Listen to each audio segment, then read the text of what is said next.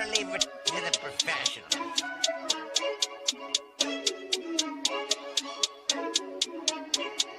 Blessed by Gandhi, blah, blah, blah. Started off with a bit, now I got coin. I see where y'all going. Been poppin' since Web 1, hella hopes on Web 2. I was living a dream, now I'm on Web 3. And it is what it seems, topping the pyramid schemes, I'm telling you. I'll sell you a percentage on Nebula. Shout out to Vince, he'll set it up. Surfing on the web and I'm shooting at 3. I've been goated when I got my G. I'm an alien boy from a different planet, yeah. So I got my drink, I'm riding in the 1920s Model T Ford. Call her era lore. Call me Levi, playing on the keys, boy. And I'm about to put my gloves on. If I said it, then I meant that. Yeah, I like that one, I'm about to get that. Crash that whip for the drumsticks, whiplash. I'm about to get them all. Are you with that? In a white boat, surrounded by blue. I want one, but I got a cop too. I wanna fly high in the sky, arms out wide, trying to soar from a bird's eye view. I'm on fire, Ricky, Bobby, cracking the pavement, Whitney, Bobby. I'm a Saki bomb, Hiroshima, Nagasaki. Bruce Wayne been a dog, and I keep it 101, cause I'm feeling kinda spotty. You sipping on some rock, and I'm sipping on octane. The only thing around my neck is the Started off with a blockchain. bit, now I got coin. I see where y'all going. Been poppin' since Web 1, hella hopes on Web 2. I was living a dream, now I'm on Web 3. And it is what it seems, topping the pyramid schemes, I'm telling you. I'll sell you a percentage on Nebula. Shout out to Vince, he'll set it up. NFT, Twitter, blockchain. Seeing with the ghosts and we ballin' like LeBron James. Crypto. We can make a trade, get the memo. Refuse not falling for the FOMO. Listening to Coffee with Captain. You know we worldwide, they loco. I ain't never gonna stop rapping. Orlando, yeah, we working magic. We rocking Ethereum NFTs. I just went and caught me a half base. Man, I gotta shout out Started the off with a boys. bit, now I got coin. I see where y'all going. Been poppin' since Web 1, hella hopes on Web 2. I was living a dream, now I'm on Web 3. And it is what it seems, topping the pyramid schemes, I'm telling you. I'll sell you a percentage on Nebula. Shout out to Vince, he'll set it up. Freaking the mood to choose one, but they got knowledge to move, son. I'm shocking in shades with my brother in suits. Yeah, them blues is coming. Even though it's hard to pick, eeny, miny, mo, soda on the mix, no biting lips, it's time to go. Index number 1, no thumbs up, you gotta scroll. Looking at the ghost in studio, it's time to go. Had a helmet on by myself until I met a mask that wanted to have a face off. So I had to bring my chainsaw, full tank of gas in the ride with my brakes off. I'm A1, but a different kind of steak sauce.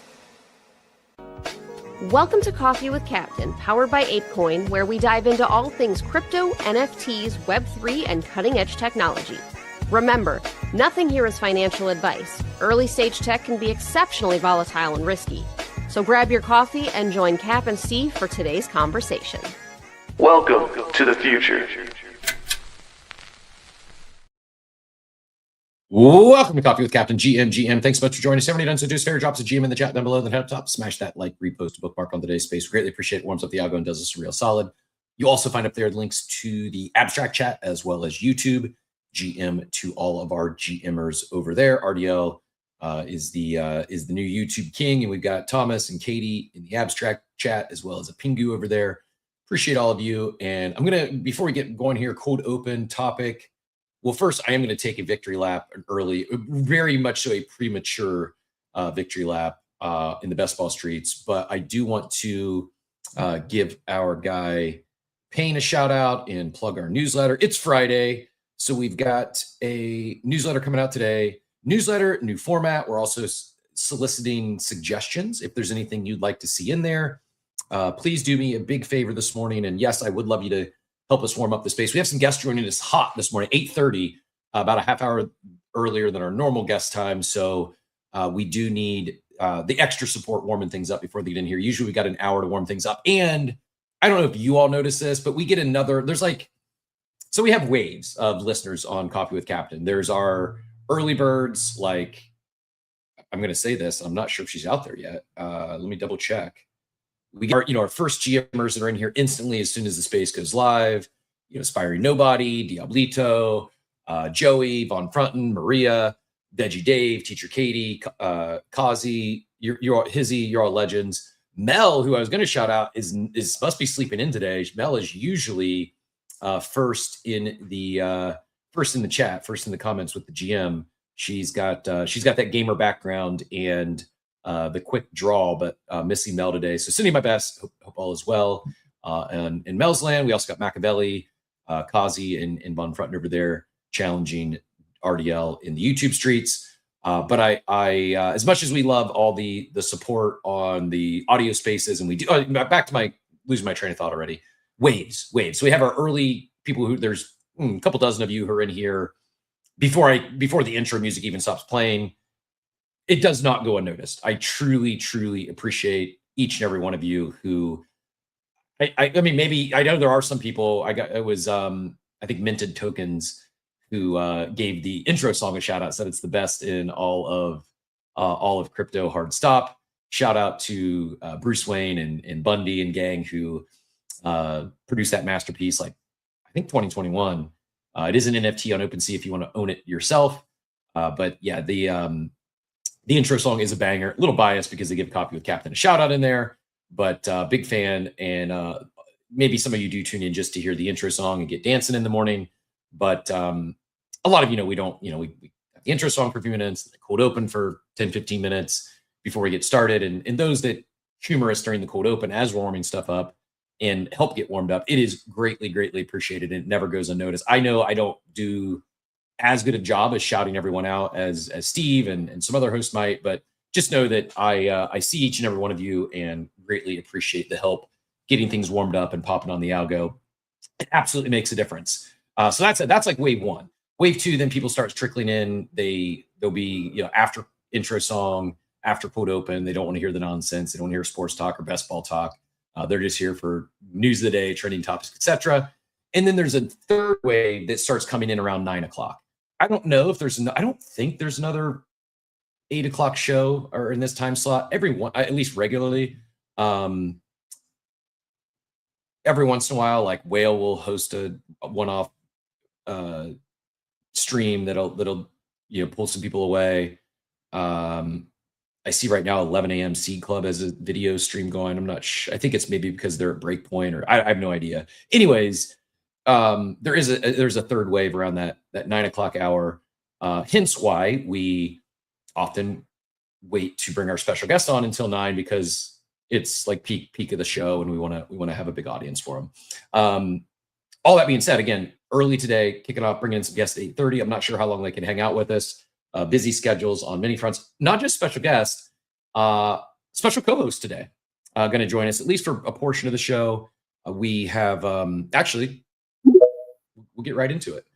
Probably not joining us to talk best ball. So let me get that out of the way, and then we'll talk about our special Friday co-host here in a minute. Most of you are well familiar with this legend, but I will give the introduction and we'll jump into that. But first things first, I got to take a victory lap. I'm not the biggest Kyle Pitts fan, not the biggest Atlanta Falcons fan, but I'm calling my shot. Kyle Pitts, last night, his performance, if you watch the game, unfortunately, the Falcons beat my Bucks 29-28. It doesn't matter, though. I don't care. I am a fan of certain teams like the Bucks, the 49ers, the Colts, the Bears, places I've lived, and I'll root for those teams. And I grew up in Central Ohio, so naturally, in the 80s, so naturally, having to choose between the Bengals and Browns, I became a 49ers fan, and Joe Montana, Jerry Rice, and crew. The game last night, though, again, what I was rooting for the Bucks, yes. But at the end of the day, if you said, would I rather have the Bucks win or Kyle Pitts put up 40 fantasy points, 10 times out of 10, I would take the 40 fantasy points, because I'm going to affirm this into reality. His performance last night set me up to win $250,000 here in a few weeks. Have a pretty strong build. Kyle Pitts is only 8% owned, so very low owned in the playoffs. And yeah, excited for that one. Not to get ahead of myself, but I'm an optimist, and we're gonna will that one into reality. It is a really good build with Bijan, Jonathan Taylor, who I know is not the best right now, but two stud backs, Drake May, Jackson Smith and Jigba, who's the lock seemingly for the NFL Offensive Player of the Year, and a few other solid targets. So huge lead, so much. I should be a lock to advance. I don't want to knock on wood. I shouldn't jinx myself here, but yeah, this was I got a pretty good build that I think is going to anything can happen. Anything can happen. it's extreme variance, but big Kyle Pitts fan. If he wins me $250,000, I will be buying a Kyle Pitts jersey here in short order. But here's the last thing before we get. I'm going to introduce our special Friday co-host, and then we will do a quick flyover, news of the day, trending topics, and our special guest will be joining us here. Special guests, plural, joining us at the bottom of the hour. I think I didn't confirm, but I think they're still good. If not, Loki, I don't know. We're having some space. Oh, there we go. It says there we go. Awesome. We're good to go. You want to double check, Mike? Make sure it's letting you unmute. I see you, but I'm not hearing you. I don't think it's just me, but we'll do some quick audio troubleshooting. Machiavelli, can I get a mic check from you? Yo, we are good to go. We can hear you loud and clear down there as well. Perfect. Loki, you want to do a quick mic check? Hey guys. Hey, we're good. Awesome. Well, welcome. My favorite penguin. It is my actually, you know what? No, I can't say that. Dow Jones is my favorite penguin. Loki in the top 5 for sure, though. I gotta.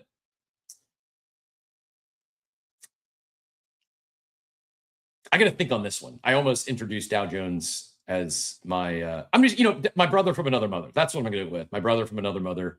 Dow Jones is my favorite penguin. The guy's been a penguin before the run up. So much so I can vividly remember a time where Dow Jones was proudly rocking his penguin PFP, and I'm like, dude, what are you? I never said this out loud, but I was thinking, why are you rocking this penguin? Like, there's so many other thriving NFT brands. There's so much else going on, and this is like probably penguins were like, I don't know, sub 1 ETH, maybe even I think pre Luca, if I'm not mistaken. He was a penguin ambassador. But anyways, Dow Jones a real one. There's maybe like half a dozen people here that I will interact with on Instagram, and no exaggeration, I did take a screenshot. I didn't share it yet, but my top 4 DMs on IG, my only 4 DMs this morning that were new were all from 4 people in this space, all sending me the same type of content. 2 of them the exact same post, and they all have basically, like, I curate my X algorithm. These 4 individuals who remain nameless have curated my Instagram algorithm directly, indirectly, however you want to call it. But anyways, yes, Dow Jones, my favorite penguin. It's Dow Jones by a large margin, and then Loki's in the top 5. There's a few other that I really enjoy, and excited to have him on the show here. I think we'll no obligations. I'm not going to pin him down and say, oh, you gotta be here every single Friday morning. But if you're not aware, Loki hosts a space on Sundays. It's right now, it's my favorite crypto / Web3 show on the weekends. I don't even know of another one that I've tuned into for a while. No offense to anyone. I've been enjoying life, touching grass, touching sand on the weekends, and not really tuning in much. I actually haven't even caught the Sunday space for a few weeks, but really great show. It is I'll let him describe it in greater detail. My impression is it is a NFT focused show and brings on a lot of great leaders, a lot of great builders, always relevant topics, and great conversations.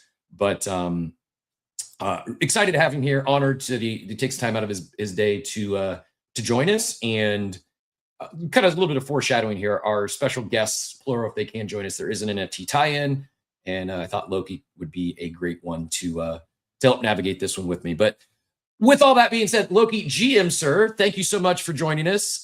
Feel free to fill any, I've never asked, do you mind sharing a little bit of your background before we jump into things this morning?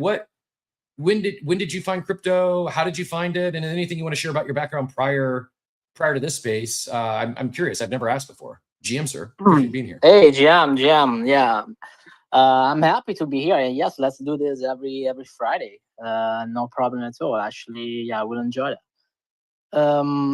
Always the same people here. Machiavelli here. Machiavelli on Sunday. Man, like we are reduced to being 5 people here in space. But yeah, man, I started actually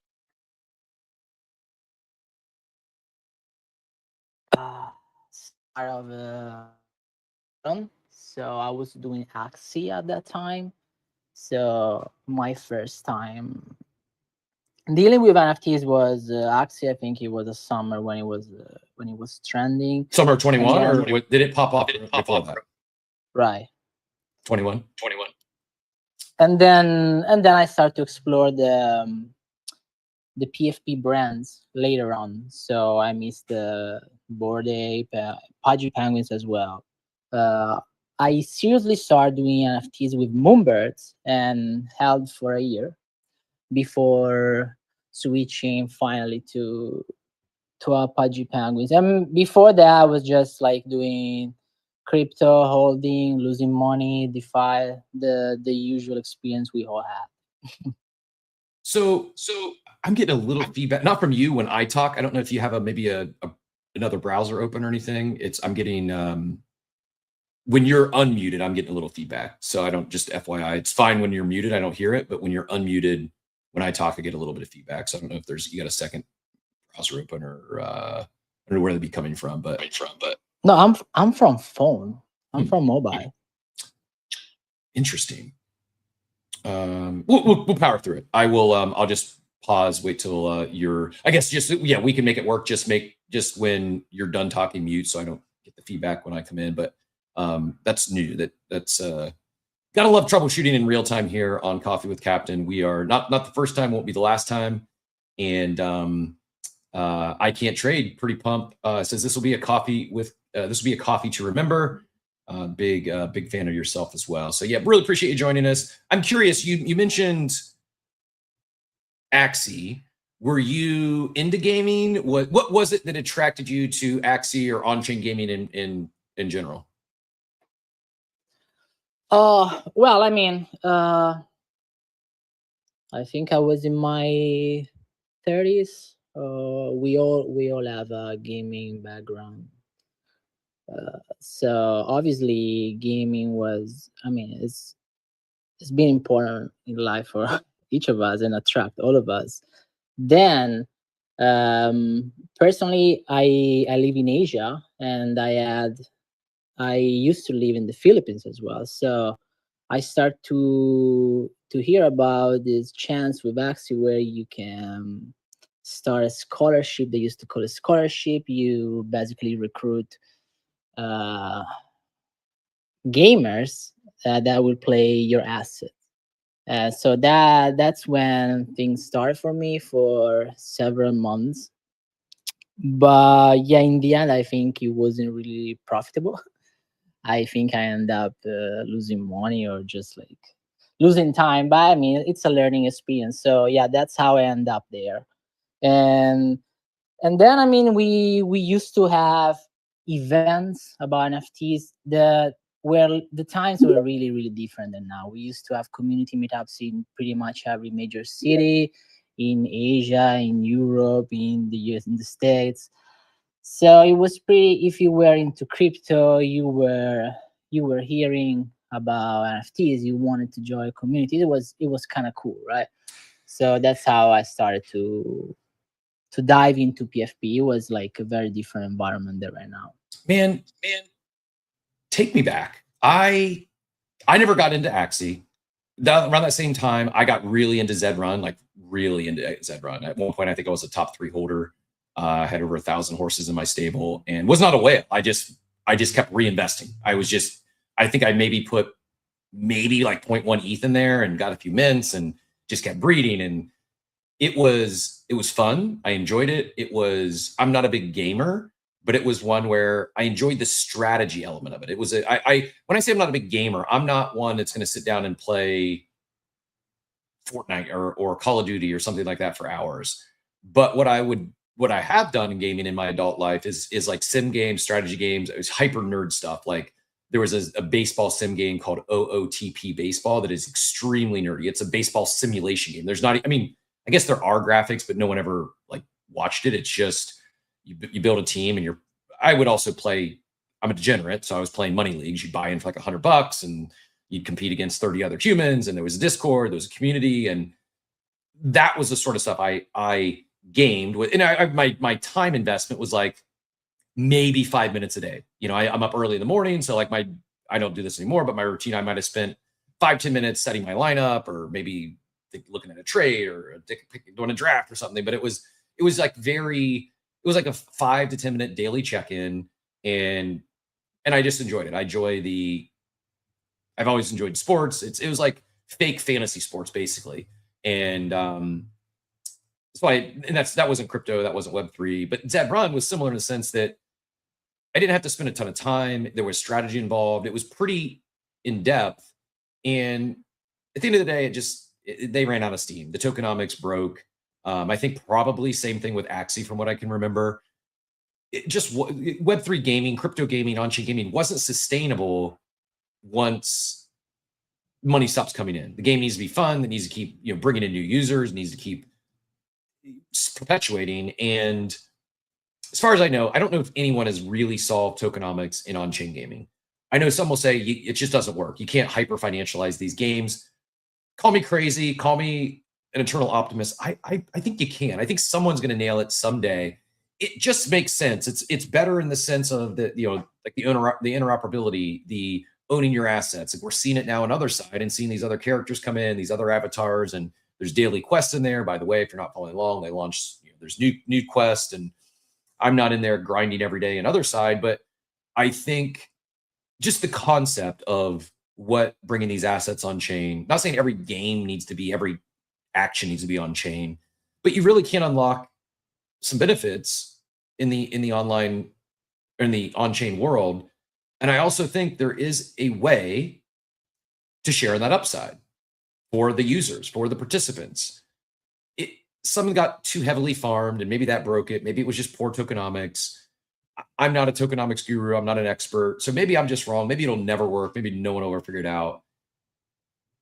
But I remain hopeful that at some point we get back to that world where, like you described, like the guilds. And I remember our guy Bunchu had, I think he had like 50 people that they were supporting with scholarships and guilds that were playing Axie Infinity and helping them get set up with assets in game, and they were making good money. And what do you think we ever get back to that point? What, I guess, in your opinion, what went wrong with Axie? Why did it? What broke with Axie? Why isn't it still? Why didn't it keep going up like it did back in 21? Well, I mean, it was the first one, so it's understandable. Nobody knew how to do things, what to expect. Besides, there were a hack, but I think it was later on. You needed to have constant growth, if not exponential growth. So I think that's it was about like the emissions of the tokens. They were probably too high to sustain the whole ecosystem. So yeah, gaming is not really my field, but what I'm hearing is basically, nobody has found yet a way to make it play to earn sustainable. And Web3 gaming makes sense. It makes sense for your NFTs, right? For the items that you collect. But the way it was done during these years, it was more about tokens, crowdfunding, this kind of stuff that we know how it ended up with, like no demand, saturation, too many projects. So yeah, we're still not there. Web3 gaming is in a huge bear market right now. I believe actually when we will have a real bear market, probably gaming will come back, and maybe somebody's building some good products, or maybe GTA will integrate something cool for us. But yeah, at the moment, I probably play to earn. It's failed. It was good for user acquisition, but it's failed to be sustainable.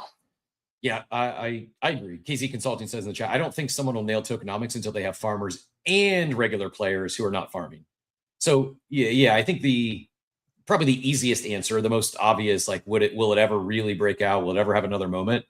Yeah, if GTA ends up doing an on-chain component, there's your regular players, right? Like at the end of the day, it needs to be a good, fun, sustainable game. Yeah, you know, like the difference if GTA is going to do that, they don't need to use crypto as user acquisition tool. They don't need to use crypto as crowdfunding tool. So that's the main difference. Where whether all the projects we had, they had to answer VC, they had to launch a token, and this impacted the economics and their players, their investor badly. So that would be the big difference. Yep, I agree. Well said. In other unrelated news, I just got a text from my mother in the Midwest. Said so pretty, and it's 3 pictures of snow. I'll respectfully disagree, and I'm rocking the hoodie because it's a brutal 50 degrees here in St. Pete this morning. So grateful to be 53 degrees now. We're warming up. Grateful to not be in the Midwest in snowy season.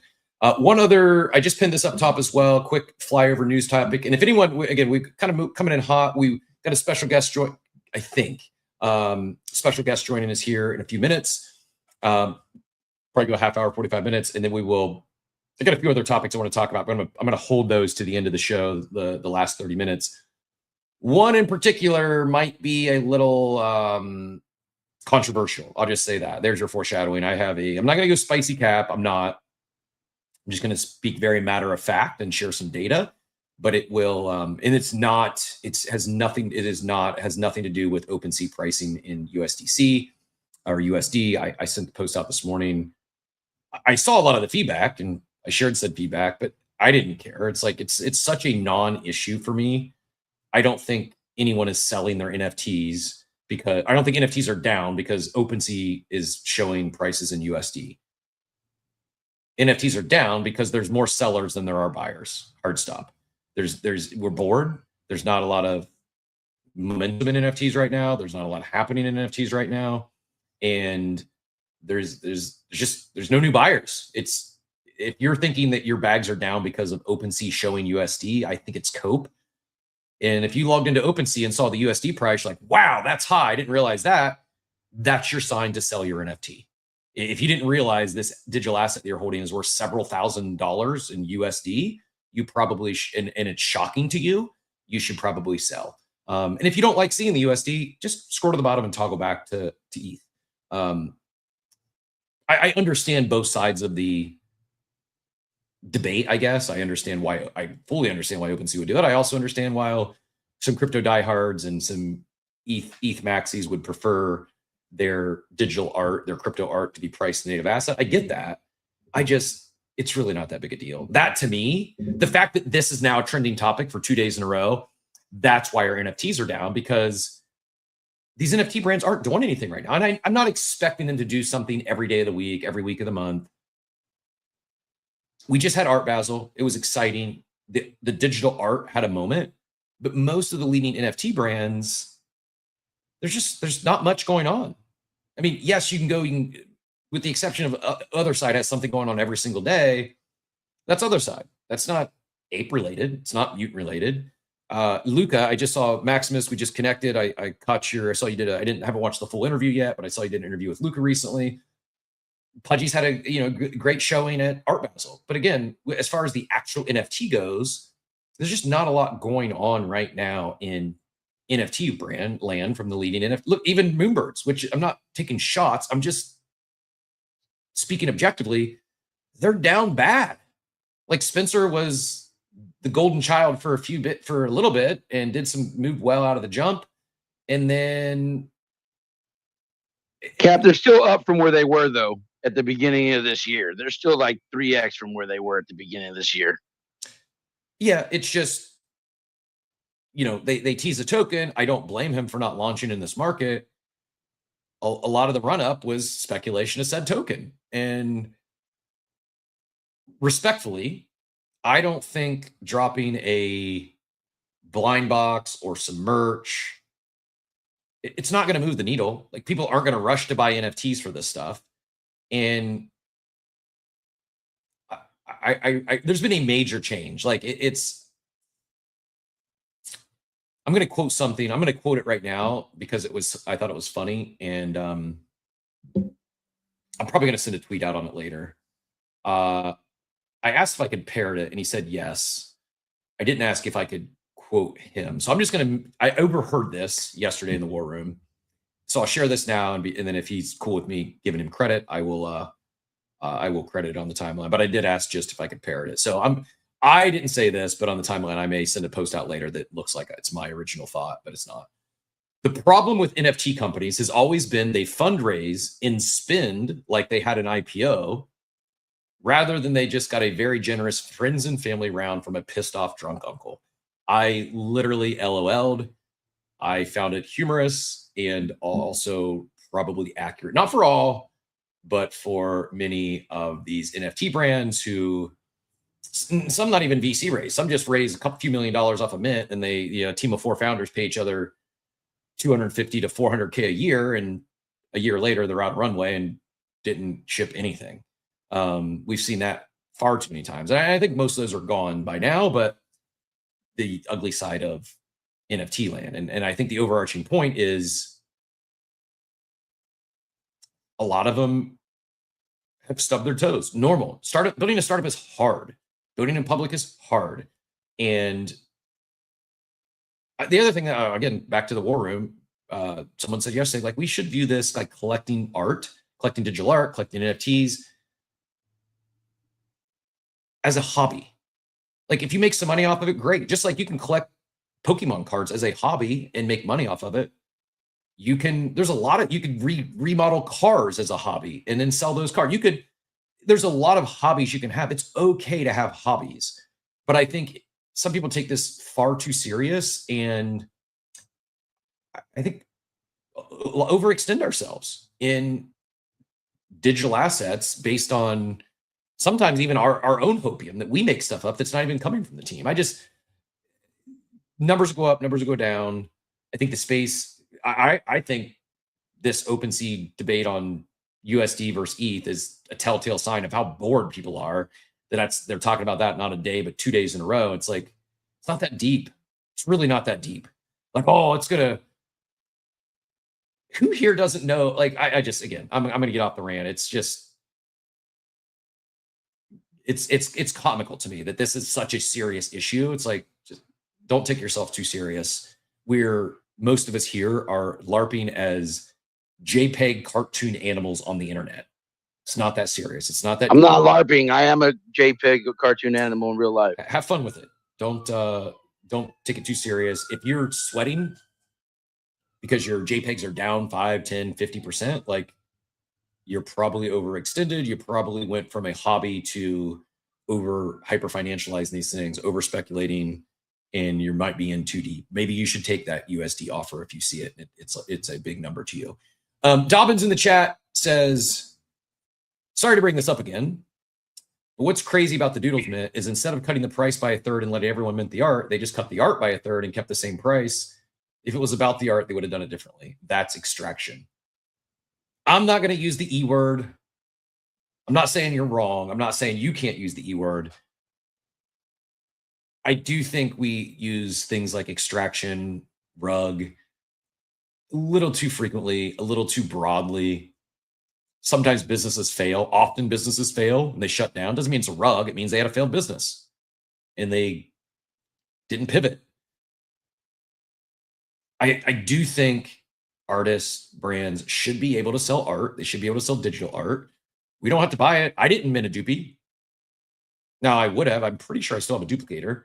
I didn't register in time, and it made me feel away. So I just decided to full fade the thing. And I shared some pretty constructive feedback, not in a bad way, just share constructive feedback before they went live with their mint. And instead of team, and it wasn't like they wanted the team clap back, but I got some pretty nasty DMs and saw a lot of people like try to make it a PvP issue and dunk on mutants or dunk on people who minted other deeds and claim that 25,000 supply at 1 to 3 SOL was fair. And it was so out of touch with the market.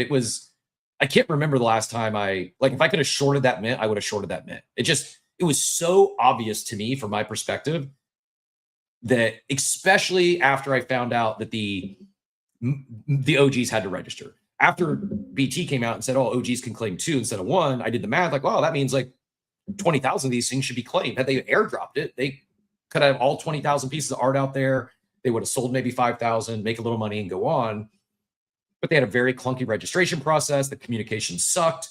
And as soon as I found out that only a few thousand of those holders were actually able to claim, and they were sitting at like 30% after the claim period, it was DOA. Like there was no chance that thing was minting out. When you have only a fraction of your holder base gets their free one, it's a bad sign.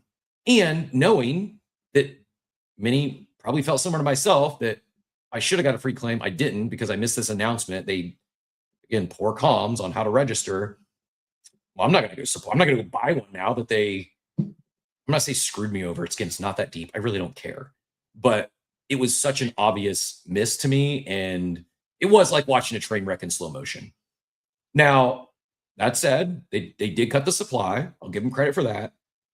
Still trading above the floor price, and they kept all the one of ones in there. So your odds of getting a grail increased.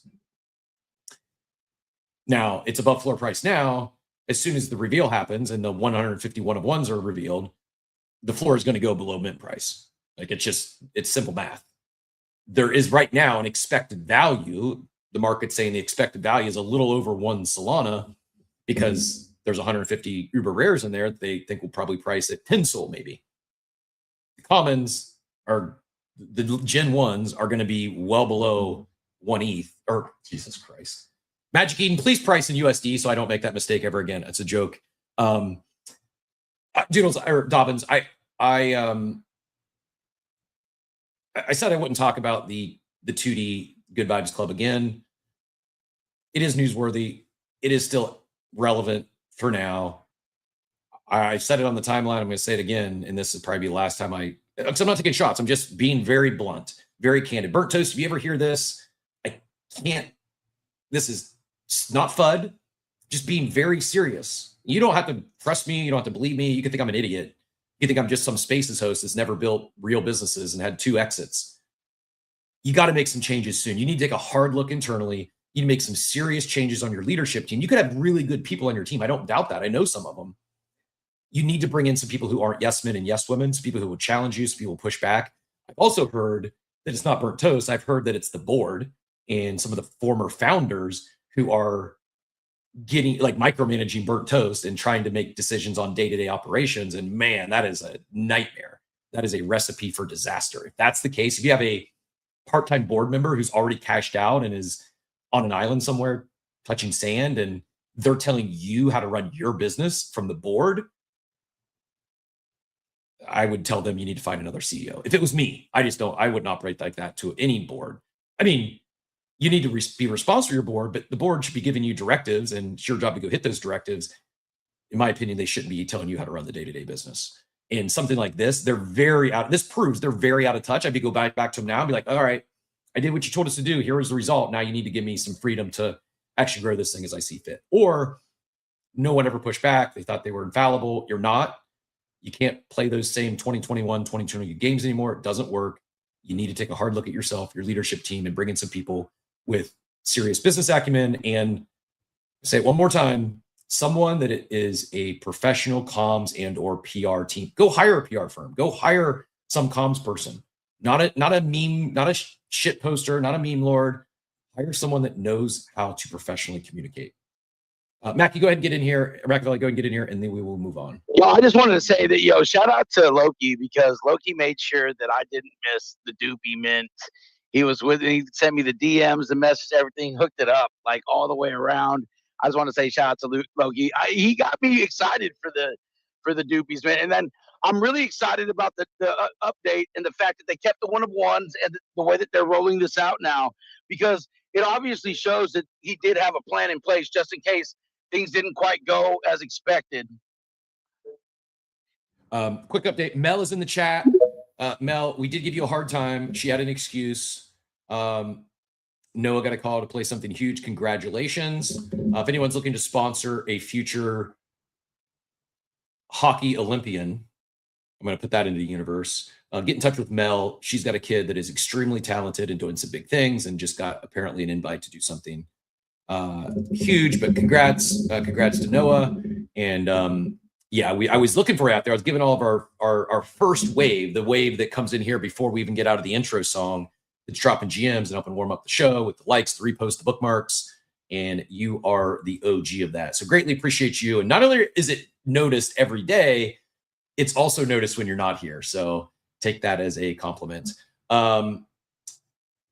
Getting also a lot of love on the space yesterday. People really enjoyed hearing from Austin and Nuko. They are out at Breakpoint, and I'm excited to hear what they have to announce on Saturday. Everyone sent off, well, not everyone. A lot of people sent off their badges to the address they asked us to yesterday, and excited to see what's like there. I genuinely, like I said, there's not much going on in NFT land, and while this isn't a NFT project per se, imagine just for a minute, imagine if we had not Nuko right now that we're excited about doing new things on chain. Imagine if there was not 2 or 3 or 4, but a dozen or 2 dozen or 3 dozen. That's what 2021 was like. Now, granted, a lot of them were just simply copy pasting the Bored Ape Yacht Club roadmap. It is what it is. It's no, please don't take any offense to that. It worked. They caught lightning in a bottle, and many other people just attempted to replicate this very similar model, and it worked for several of them, at least for a while. But yeah, Nuko they've captured my attention. I slept on them. I didn't think it was good. I thought it'd be a flop. It's certainly not so far. Now, does the business sustain? To be determined. Does the AI tool, does it stick? To be determined. But how they're moving so far, it's really impressive. I'm really impressed with Austin and team, and they deserve the kudos for how they're moving early and bringing the fun back, as we said yesterday. Zonk, we'll go to Oxy in a second. Zonko in the chat says, I think the lack of having a place to safely swap trade NFTs peer-to-peer exasperates the selling pressure of NFTs. People want to trade, forced to ETH, market makers selling cascade into it because they just want ETH. Now repeat this for month to month. Could be some merit in that as well. And Dobbins also retracted his E-word. Says you're right, shouldn't use the E-word. It was just so poorly done, it looks bad. Last comment of mine on it.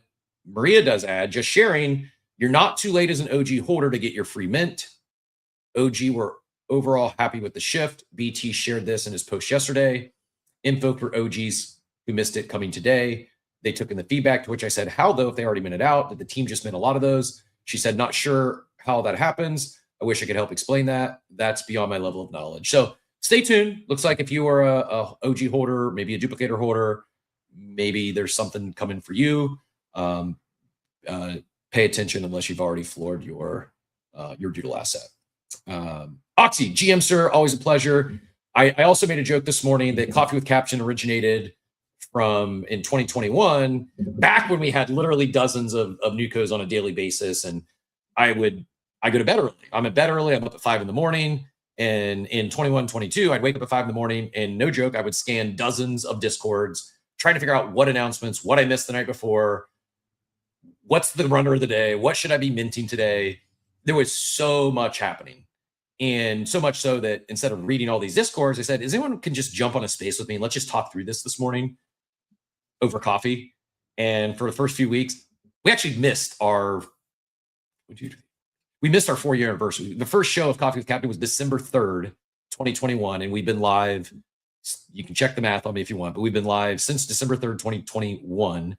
We've been live for today is 1,051 consecutive weekdays. We've never missed one, not a holiday, not a Christmas, not a Thanksgiving, not a New Year's Eve, not a New Year's Day. I see Steve was out there. Shout out to Steve, because I've certainly missed some days, but either Steve or myself has been here 1,051 consecutive days since then. And the origination was, help me get the new, what am I supposed to be paying attention to? There's so much happening.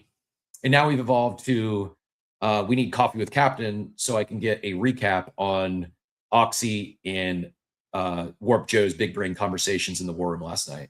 Oxy, GM sir, I'm not putting you on the spot. I hope you don't take any offense to that. I love that you're in there. I love the big brain conversations, and I also am not a big reader. I do read a lot of books by way of Audible. I listen to a lot of books. So maybe what I need is a agent in there, some sort of bot that just I can put the last 12 hours of Discord into like a podcast and listen to that. But I kid. Oxy GM, what brought you up today, sir? Hey, yeah. So I guess maybe circling back to the NFT conversation, and so I don't want, I'm generally trying to understand the mindset behind an NFT company and the collectors of the NFT projects. So obviously, like I've heard a lot the last couple of days, like it's a hobby. They're just collectibles. We don't want to over financialize them, but at the same time, we are like, okay, they absolutely butchered this mint. Like it should have been, or like I don't know if it should have been about the art or if that's the messaging, but they should get more people with like business acumen, or like they're out of touch with the market and they need to be running this business better. Like clearly as holders, people care deeply about how the project is run as a business, but I guess like I'm like there's a disconnect there, and I'm just not understanding like if these aren't quote unquote like I don't know how, like they're not shares or like investments in the company, because that's not what they are, but like how where's the disconnect in my brain where they are simultaneously being over financialized and quote unquote like investments in the company, but they're not, they're hobbies, but we care about how they're running the business and they need to get more business people in there. It's like what am I missing there? Because it feels contradictory. So, I mean, great question. I don't know the answer. I think it's really tough spot to be an NFT founder and NFT team. The reality is a lot of us, I'll tell the reason I held not one, but two apes through the run up was because it looks crazy in hindsight today. You didn't sell a $400,000 asset, a digital JPEG. You didn't sell for $400,000. At the time, we were getting a dividend that was 5 figures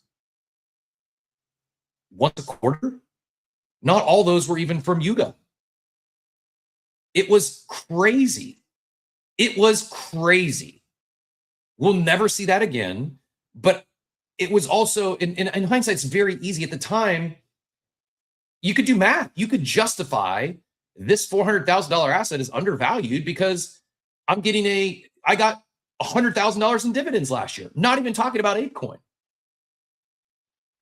Between mutants to sewer passes to doggos to Steppen shoe that you could sell for 3 ETH.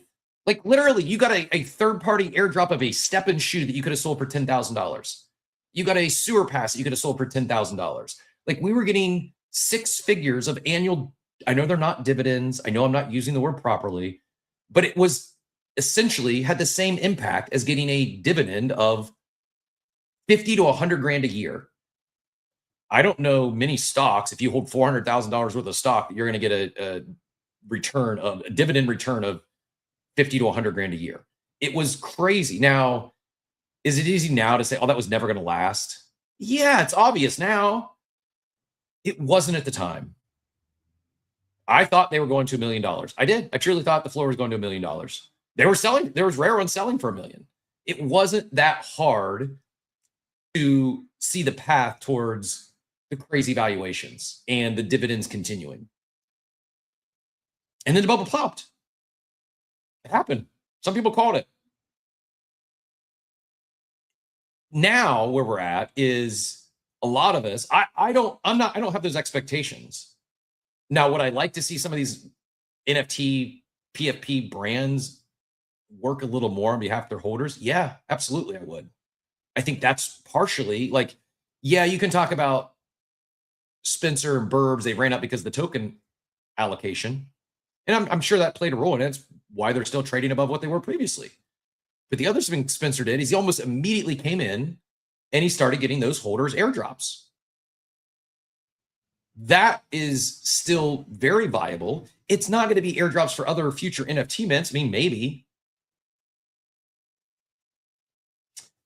If we enter an ICO season, like I truly believe a good biz dev person at a NFT brand can work on behalf of their holders and get some allocation, get even access.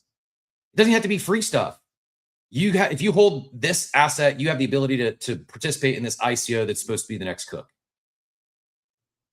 I think I'm not speaking for all, I think a lot of NFT brands, especially those that raise VC funds, they went from building with their holders, rewarding their holders, viewing their holders as part of the ecosystem to help them grow, part of their, not just brand ambassadors, but part of their team, they were really building with their holder base, and they were rewarding their holder base for helping them grow. To now, most of them look at NFT holders like customers. It is what it is.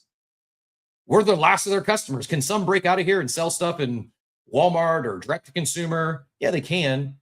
But most of them are just going to sell blind boxes and merch to their few thousand holders. And you're a customer. You can buy a collectible. You can buy stuff that you want to rock, you want to wear, you want to support your brand. But there's been a major shift there. And this isn't, oh, duh, this isn't new, novel information. It just is what it is.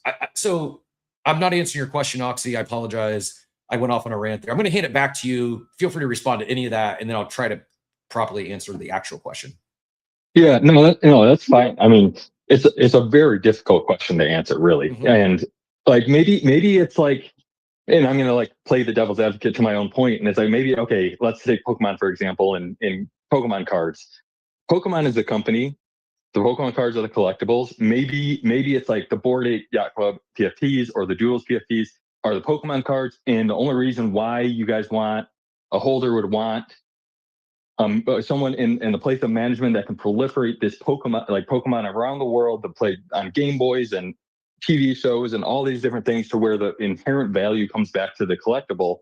That thesis I can understand, but where the disconnect comes in for me is like, I don't know, like it's exactly what you're saying. Is like they're like, people view themselves as investors when they're customers, and for a long time you're getting 25% dividends annually from these companies. And that's insane, right? Can you confirm that's insane? Like, you don't see that in TradFi anywhere. Oh, it's unheard of. Unheard of. I mean, you can't even make that on an investment just through appreciation. Like, companies don't even make that on a lot of their like product margins. Like, that's an astronomical amount of money to be getting for holding a quote unquote share, if you will. Again, in this analogy, easy in hindsight to see this. It's just in that moment we were euphoric. There's no other way to put it. It was like, and if you weren't euphoric, you probably, I don't know, you probably are a different spot on the spectrum than I, because I don't know how you could be going through that, living through that, and not be euphoric. Go back to you, Oxy. Yeah, and like maybe quick side tangent. I don't think the idea of like distributing tokens or allocations or opportunities to NFT collectors and holders in communities is like a bad. Like, I think that's a good decision, to be honest. It's real people who are like active in the community and like want to proliferate, the IP. But in reality, that's just not the way things are going these days. It's on-chain reputation. It's how big your CT account is. What's your on-chain activity? It's just not going that direction. That's kind of a side point. That's a different conversation. But at the end of the day, I think like my confusion is probably it's caused by myself, because I know a lot of people have a lot of different views on things. A lot of people think they're collectibles, and maybe it's the Pokemon analogy that I made, where they're like, I want Doodles to be the Pokemon company and proliferate this IP so that my collectible goes up in value. But then there's 95% of the timeline that are like, I'm an investor in this company. I want to see a real product. I want to see revenue. I want to see buybacks. I want to see a token for a liquidity event, because I'm an equity, this is like, no one actually said it, but I'm an equity holder. I want my liquidity event through a distribution or through selling the company. It's just the fact that the timeline's divisive, and I just don't really understand where people lie, and like what the logical position really is to hold an NFT. Because like, I don't know, I've said it a lot. Like, I'm pretty bearish NFT companies and like the ethos there, but it's probably just because I don't know how to value it in my head or how to frame it in my head, from a why should I buy perspective. Yeah, it's tough. So to the point of like, this is a collectible. It's a digital collectible. We'll just use the Pokemon analogy. I'm not a Pokemon collector. I don't know their entire trajectory, although I know they're worth a lot more today than they were probably 2 or 3 or even 4 years after they started. Same thing with a Michael Jordan rookie card. Same thing with most collectibles is they don't appreciate from tens or hundreds of dollars into the thousands or tens of thousands of dollars or hundreds of thousands of dollars in a matter of a few years. Most collectibles appreciate, if they're going to win, if they're going to appreciate like that and have crazy returns, you're not talking in months or years, you're talking in decades, literal decades. That's still in the range of outcomes. It's still very much in the range of outcomes. I'll say this, if 2D Good Vibes Club is still a going concern in 2045, those OG Doodles are going to be valuable. If Doodles is still a crypto native Web3 company in 2045, there's no doubt in my mind that an OG Doodle is going to be worth far more today than it is, or far more then than it is today. Now, can they make it 20 years and people still care? I don't know. I mean, people probably care about the art, but will there still be activity? Will they still be relevant? I don't know. And it goes for all these NFT brands. It goes for Pudgy. It goes for Apes. If they're around, I see Sergito out there. If Meebits is still a going concern, if Sergito is still building Meebits and still active and still doing things with the community in 2045, an OG Meebit is going to be worth far more in 20 years than it is today. If Pokemon stopped building 3 years after they started, no one would care about Pokemon cards. It's just like our sense of time and what collectibles should be valued at is so warped because we caught lightning in a bottle. We were here. Most of us were here for the mania. We saw the blow off top that wasn't sustainable. Nothing was based in reality. It was because we were euphoric and we were getting those crazy dividends in the form of airdrops and magical internet money. That piece wasn't sustainable, but that overvalued the collectible because it was more than a collectible. So I think we went from this is a yield producing asset, this is a dividend producing asset, to it's a collectible. They're not the same thing. It's the same thing on chain. The teams aren't building around them today like they were in 21, 22. And it's hard. I believe they still can do it to some degree. It's not going to be, oh, you get access to this cool NFT mint. Work on behalf of your holders. Get them access to the next ICO that's hot. It doesn't have to be a free allocation. Get them in. Like, I truly believe that if NFT brands were focusing on this, there'd be a lot more of that, and that would create momentum. You get a few success stories like that, you're going to have people start paying attention. You're going to have people wanting to get back in those ecosystems. The reality is most of them are not doing that. Most of them aren't working on behalf of their holders' bags anymore. They're viewing their holders as customers, and they're someone they can sell something to. Like it, I want to give proper credit here. Someone just said, Odeka says blind boxes are the new merch drop in 2025. It's a good take. Joey, get in here. Speaking of Michael Jordan rookie cards, one just went out last night at auction for $279,000. PSA 10 Michael Jordan rookie. Drop in the bucket. That's down. That's down a lot from NFT Mania time, right? I think they were selling for like $600-700K at the peak of NFT Mania. Is that right? I'd have to look and see. I can do a quick search while I'm chatting, but the reason why I came up is, and I understand Oxy's comparison, like as a collectible. Someone who's in the collectible space and has been for a very long time, I struggle with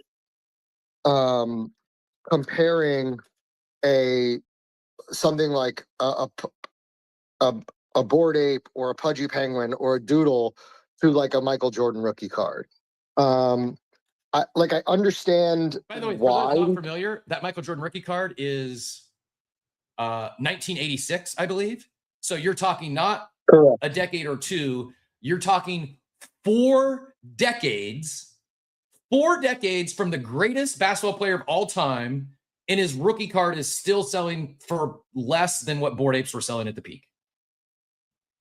Go ahead, Joey. Oh yeah. The lightning in a bottle, like the crazy run up, like that's like we'll probably never ever see that again in our life. Like what happened there, it was literally the convergence of like multiple perfect storms, and it's probably something we'll never see again.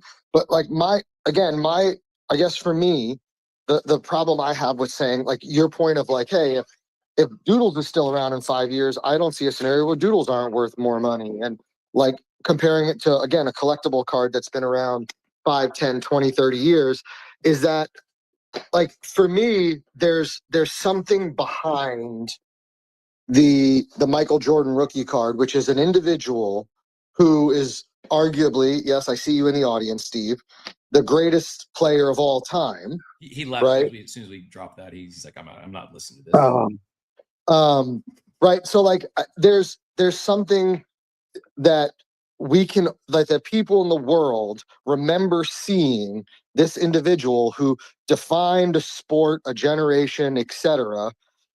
And there will never ever be another Michael Jordan, and there'll never be another rookie card. Like I just have trouble saying like, oh yeah, Bored Apes are 5.5 ETH right now. If they're still around, if Other Side and whatever is successful and Yuga's still around in 5 years, why wouldn't Bored Apes go to 10, 15, 20 ETH? Like I just don't see that correlation. And if somebody could, like, I just don't understand the collectability of an ape NFT, the Bored Ape NFT, in comparison to a Michael Jordan rookie card. Like, and maybe we're not there yet because we're still so early, because Michael Jordan rookie cards, and you know, we've had people on this space talk about how stored value, right? Like, why do people buy fine art? A lot of times people don't buy fine art because they want to look at it. They buy it because it's a great place to store value. And Michael Jordan rookie cards are very similar to that, right? Like if you buy a Michael Jordan rookie card, or you buy a first edition Charizard, or you buy any of these like high priced collectibles, a lot of times you're doing it, yes, maybe you're a fan, but for stored value. Maybe we'll get to a point where a Bored Ape becomes a stored value asset, so that price continues to go up. But right now I struggle to see that correlation. That's fair. Jamber, I apologize for rubbing salt in the Michael Jordan rookie card wound. I'm not sure if that's why you came up or not, but GM, always a pleasure. Jim, yeah, it's that's a tough one. It hits me pretty hard whenever I hear the word Michael Jordan, the words Michael Jordan rookie cards. My dad actually had sets in the early 90s of 86, 87 Fleers sitting on his shelf. They were sitting there. Nobody wanted them. And he sold them. And I have a second year. But I mean, that kind of shows how, you know, the test of time, you know, I mean, those were sitting, nobody knew who he was. And now look at it, you know, that card alone is, you know, it's great to have. So yeah, it's interesting. It's crazy. You could have got a Michael Jordan rookie card in like multiple Michael Jordan rookie cards in a 1986 Fleer. Like it wasn't like today where you're lucky if you get one Victor Wembanyama rookie card out of every 50,000 boxes or something like that. Like back in the day, when they produced cards like that, there were multiples in a box. Yeah. And then you know what's funny is I still collect cards. You know, I was in Walmart and I bought a couple packs of Tops, and yeah, it's still fun. I still love ribbon packs. I should have claimed the Prism box that I won on BZ, but I got a Migo, so that helped. Much love for BZ. It's fun, and I love doing it. So yeah, so that's the talk on the Jordan thing. It's still, yeah. If that's why I'm a collector is from my dad. It's in my blood. Well, it's a good story. I know maybe a painful one, but it does drive home the point that even for some things that, like, I mean, we knew he was going to be good after his first couple of years. There's probably very few people then, except for the diehard collectors, that really wanted to collect this card, not because they thought it would be worth $250,000 someday, because they were a Michael Jordan fan. They wanted to collect the card. And those supporters, those diehard collectors got rewarded decades later. But the ones who said, oh, this thing is not worth what I paid for it 2 or 3 years later, they exited their position and they went on with their life. And now they have some FOMO or regret. Joey, go ahead and get back in here. The other thing too, which when you were talking about apes and like the dividends and rewards, the crazy part too, because Oxy also mentioned how like now they look at like on-chain reputation and whatever. If you owned an ape or a punk, right, like in back in the mania, think about how much money you were handed because you were put on every single allow list just for owning an ape, because they were hoping that by apes minting, their project would mint out, right? Like we would see all those graphics like, hey, you know, we're excited to partner with Bored Ape Yacht Club on our upcoming mint. And so all the stuff Yuga did for you with like mutants and ApeCoin and all that stuff, I bet you could have made more money just flipping the mints that you got for free. Well, not for free, but the allow list you got onto for being an ape during the mania. Yeah, most did. And that's also why most people didn't sell at the Pico top, because you're getting a 25% annual dividend, which is, again, insane. It doesn't happen in TradFi. You didn't have to sell your ape and you were cashing out 50 to 100 grand a year. Or in some cases, I mean, if you sold the top of the ApeCoin drop, you cashed out $250,000 off one drop. Again, was that going to happen again? No, but there was many logical reasons why not to sell. And no one had perfect foresight. No one had 2020 foresight. No one's like, oh, this is going to end on the day Elon tweets out, I don't know, not very fungible, and changes PFP to the 150 apes. And that was he marked the actual Pico top. Can't make this up. I had a friend in one of my group chats like, that's got to be the top. And he was exactly right. It was someone who's not in crypto or Web3. As soon as Elon tweeted that, he's like, that's going to be the top. And sure enough, he was right. Easy to see as an outsider, easy to see in hindsight. At the time, we were euphoric. It was, and there was reasons to be, because you were getting crazy dividends, crazy airdrops. Now, we're never going back to that. But I do believe if these NFT brands started working more on behalf of their holders and to drive value to the holder base, not by, oh, if you hold one of these, you have the right to go mint this thing or buy this blind box or this merch from us, actually drive value to the holders. And hey, if you are doing the blind boxes and the merch drops, give your holders some value. It's not hard. Give them a free pair of socks. Give them a discount. It's easy because you can verify the asset. It's you don't have to, oh, who's on our email list, or who do we give this discount code to? You don't need to do any of that. Part of the beauty of NFTs is you have verifiable proof on chain. You don't need to have them register or anything. If they're holding this asset, give them a discount. Give them a free pair of socks. Give them a free bag. This may or may not be related to something recently, but I'm not going to go there. Loki, I fanny packs for everyone. Loki, I promise this was not a trick. I did not bring you up and as a co-host today to talk about NFTs and change the title to NFTs are dying. It's a joke. They're not dying. NFTs aren't going anywhere. It's technology. NFTs, I do believe, are going to be the technology. Non-fungible tokens will underpin a lot of things going forward for perpetuity until the next version of the internet replaces blockchain and tokenization. RWAs and NFTs are not going anywhere.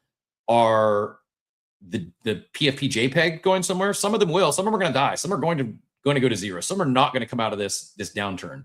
It's not over for them either. They're going to bounce at some point. Bottom may not be in. I didn't do the disclaimer this morning, but I'm not a financial advisor. Certainly not your financial advisor. Don't ever join us for financial information. No one knows really what's happening or what we're talking about. If I did, I would have sold everything the day Elon tweeted out the 8 PFP. Just join us for some fun, some information, some good conversation and dialogue, and maybe a little bit of education along the way. But Loki, I'm not even kidding. I did not expect to change the title on your first day of co-host. NFTs are dying. It's tongue in cheek. You know what?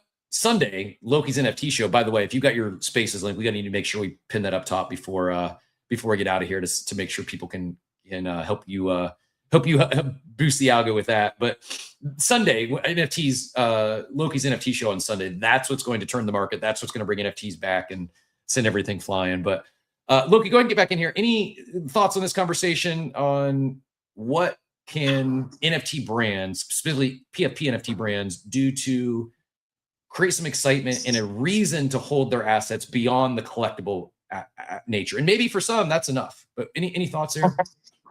Yeah, thanks, Chris. Yeah, I wasn't expecting this the show going on this way. I was expecting to cover NFTs this week, but I mean that's okay.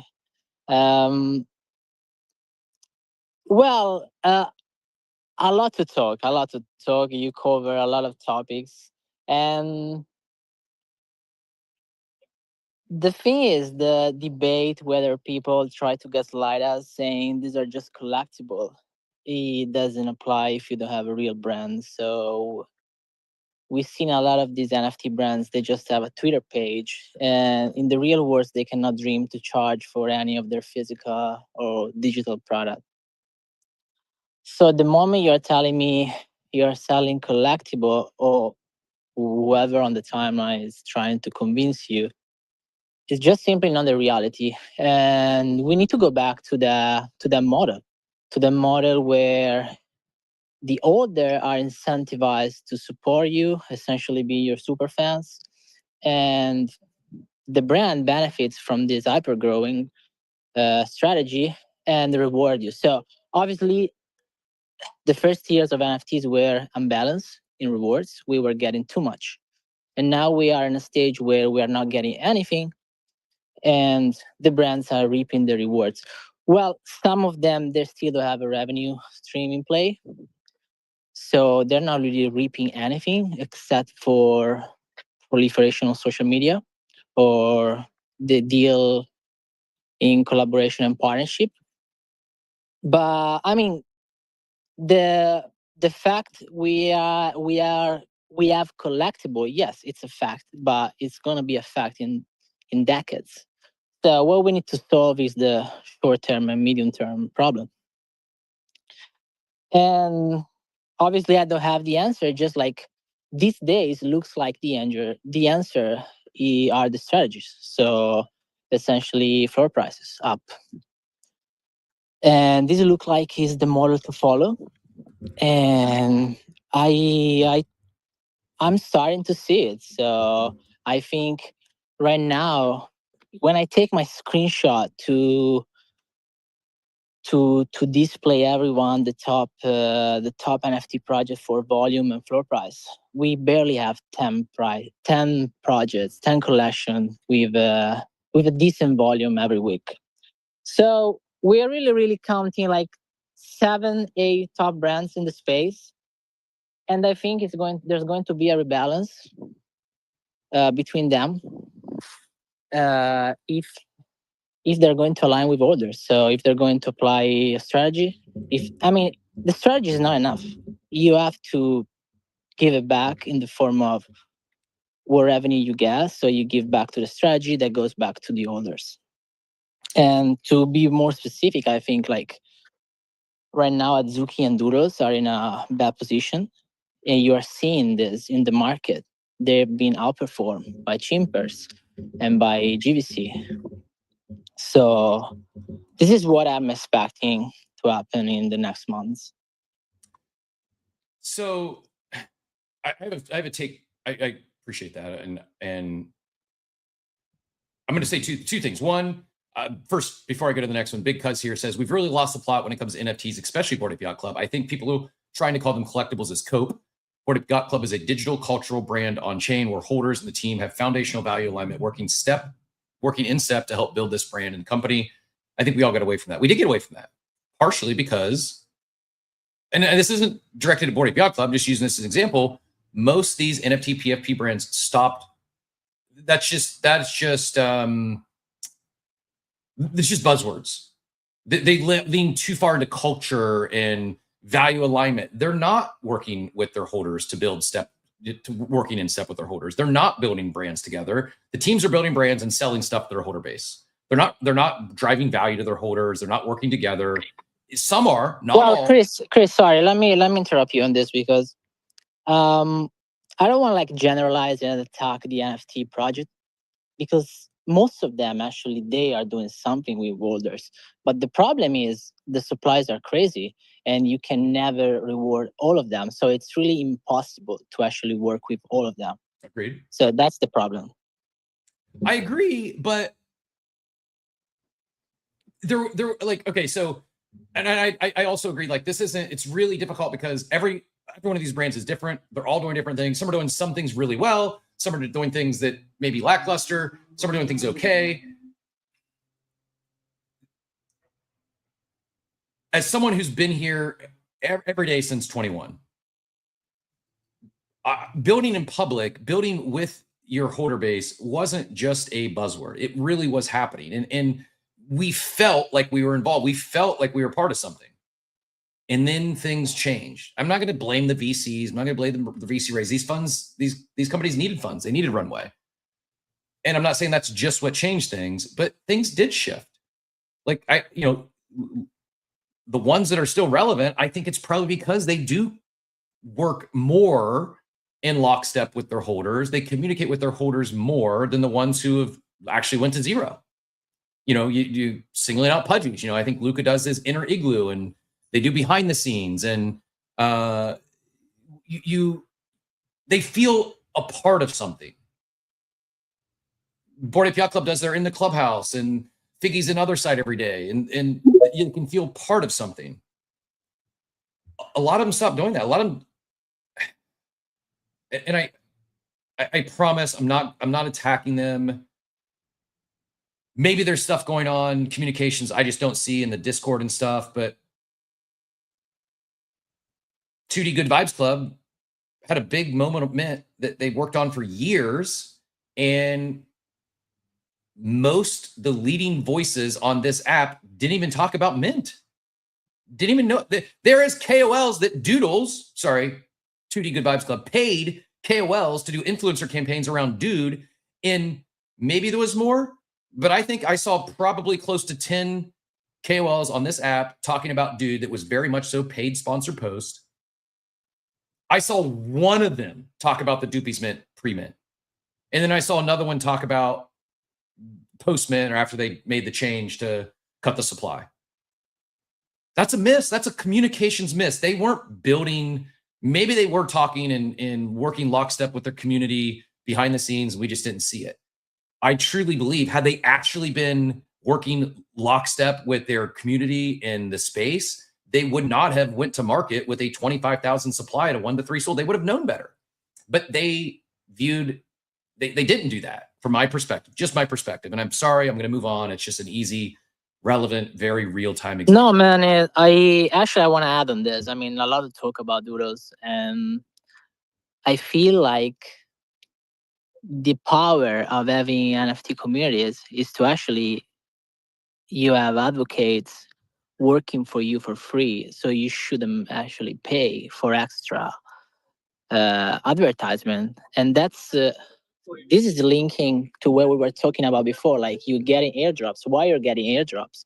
Because you have valuable power user, and because you have loud user. So they're gonna like for the same reason people are changing Pudgy PFP, because it boosts their Twitter page, their Twitter engagement, even politicians, right? So this is a lack of work on your community that translates that then in the future you don't have power when you want to advertise something. And that's where doodles went wrong, beside other things like nobody really knew. I mean, let's not talk about we only had like 48 hours to do things, but I mean there wasn't hype, there wasn't information around the mint. But what I don't understand from the timeline is people, they are not really into doodles, they're not collecting doodles, they're not part of the communities, they don't even have enough info. They still want to talk about doodles and say doodle is bad, doodle is gonna flop, doodle blah blah. I mean, just let the market decide. I don't understand why I understand why, because we are playing a social game where everything is incentivized and you get views, you get paid, blah blah blah. But it's just not the way to do so. I hope like all the important figures in the space stop to do this. I'm going to quote Sir Joey here, and I got this pulled up on screen as well. Then we're going to go to Sergito. Sir Joey says, quoting myself, said, most NFT projects are not working for their holders' bags anymore. He's right, but there is an exception. It's one of the big benefits of TokenWorks strategy system. If used right, it can connect NFT, token, and brand in a reinforcing system where the project funds a holder's treasury with fees and revenue. In this system, the more successful brands become, the more revenue generated, the more revenue share upside for the community. This is the definition of working for your holders' bags. There's also other examples. And by the way, if this interests you, don't go anywhere. You're going to like our guest coming on here in about 10 minutes. I promise. And this will also shift from, and please don't think it as a doom and gloom. It's just a real conversation about the current state of NFTs. If we were all, hey, it's rainbows and fairies while our NFTs have bled out 30% in the past month, I'd be lying. Like, I'm not happy to see prices go down. I'm not freaking out. But I'm also not buying NFTs right now because I'm not sure the bottom's in. I don't think it is, to be honest. Because something's going to have to change. Could strategy be one solution to drive value accrual back to the holders? It could be. I'm not saying it's not. I'm not saying it's the solution. I know some people are really bullish TokenWorks, really bullish this flywheel. And if you look at the past month where everything's bled out, the two that are up, it's Chimpers and it's Good Vibes Club, who they leaned into strategy and made it their token of their ecosystem. I do think beyond strategy, I think some of these NFT brands could do something similar with their native tokens should they choose to do so. But I'm going to put a pin in that conversation for a second. Again, if this is exciting to you, if you're curious about this, don't go anywhere. Hang out for at least 9-10 minutes. I think you're going to like our next guest. The other thing in the war room, I do want to give some credit to, and I wholeheartedly agree, not nearly enough people, myself included, are talking about Klanos. Keynote yesterday was insanely impressive. Klanos is working for their holders' bags. They haven't done it yet. They haven't executed it yet, but they've pretty much, I think they've straight up said it, point blank. If not, they've absolutely alluded to Klano holders will get equity in whatever they're building. I don't know if it's Klanos or, I'm sorry, I'm drawing a blank of the new platform they launched for, I'm sorry. Kibu. What is it called? Kibu. Yes, thank you very much. Look at this. What a pro. Going to him next, and he's giving me the assist. So I'm not sure if it's going to be in Hibu or in Klanos, but I absolutely expected more NFT brands to go this route. I'm actually kind of shocked, maybe a little bit disappointed that we haven't seen more follow. The ones that I'm aware of, Pawns did it with Frogs. Truth Labs did it with Goblin Town. Rec Drinks did it with Rec Guy in Rec Drinks. That's I had a Goblin. I failed to do the burn, so I didn't get my equity in Truth Labs. I do hold a sliver of equity in Rec Drinks, and Klanos is going to do something. So taking this from being a supporter or a holder to actually a vested shareholder, a vested equity. So then fast forward 10 years, 20 years, if those, and a lot of them are still going to fail. Like if you invest in a startup, 9 out of 10 are going to fail. 9 out of 10 companies that gift their NFT holders equity, they're going to fail. But if you get the right one, not only could you potentially have some windfall 10, 20 years down the road, your collectibles probably worth a lot more. So I do think there's ways that these NFT brands can drive value to their NFT holders beyond the collectible, but they have to choose to do that. And many of them simply, the fact of the matter is, they are not doing that right now. We could talk about culture and access pass is value. It's just not enough. Currently, the market's saying it's not enough to dictate or to drive more, to demand more than what they're selling for in the market today. But there is other things there beyond dividends, beyond magical internet money that they can drive value back to the holders. I am a little surprised we haven't seen more go the equity or the vested route. Sergio, appreciate your patience. Thank you so much for being here. And I'm going to step away 30 seconds to go refill my coffee. Quick mobile streamed up before our guest joins. So Sergito, take it any direction you'd like. I'll be able to hear you. I'm going to mute my video. I'll be right back. And then Loki, if Sergito gets done before I get back, take it and run with it. Sergito GM. Thank you, guys, and thank you for letting me up here. I was just listening while getting ready for my day, but wanted to add a couple of things. I think part of what's missing in this conversation is just kind of like what OpenSea accidentally did by putting everything in dollars. I think people on all sides have to realize, and obviously now, after a year of running my own NFT company with Meebits, this shit's not free, right? Like there's payroll, there's expenses. Most of these businesses, outside of the ones that drop token, are able to monetize that a gazillion ways. It's very, very hard to make money. Like you look at any drop, and I can tell you the economics, like nobody's making more than 10-15% on an ongoing basis, absent maybe like the Moonbirds blind box. And obviously a lot of those blind boxes that are being done right now are done with the expectation of a TGE. So you're pulling forward a lot of that demand. But outside of that, like all these drops with different merch, once you really get into the business, once you see how the sausage is made, you'll realize that a 15% margin, it is not going to sustain a company. So the fact that I think a lot of people then ask for revenue split, I actually am asking for pennies. I think that it is important to also acknowledge that a lot of the community is MIA. I can see it with like other sites, for example, like how many, I see more people with some of the newer ape chain collectibles in other sites that I see OG apes and meetings running around. A lot of the OG apes that are screaming on the timeline about value accrual and all this shit, it is important, don't get me wrong. And again, we hold 870 Meebits in our own corporate treasury because we believe in the value of the NFT, and we obviously care about the floor. I mean, our corporate treasury is mostly Meebits at this point. But the majority of the people just don't get engaged anymore. I'll call out my own community, right? Like Meebits left about $2.5 million worth of Mona airdrop on the table that they didn't claim. And we, blasted tweets, we posted Discord, DMs. People are just not paying attention right now. Why is that? Because there's other things to worry about.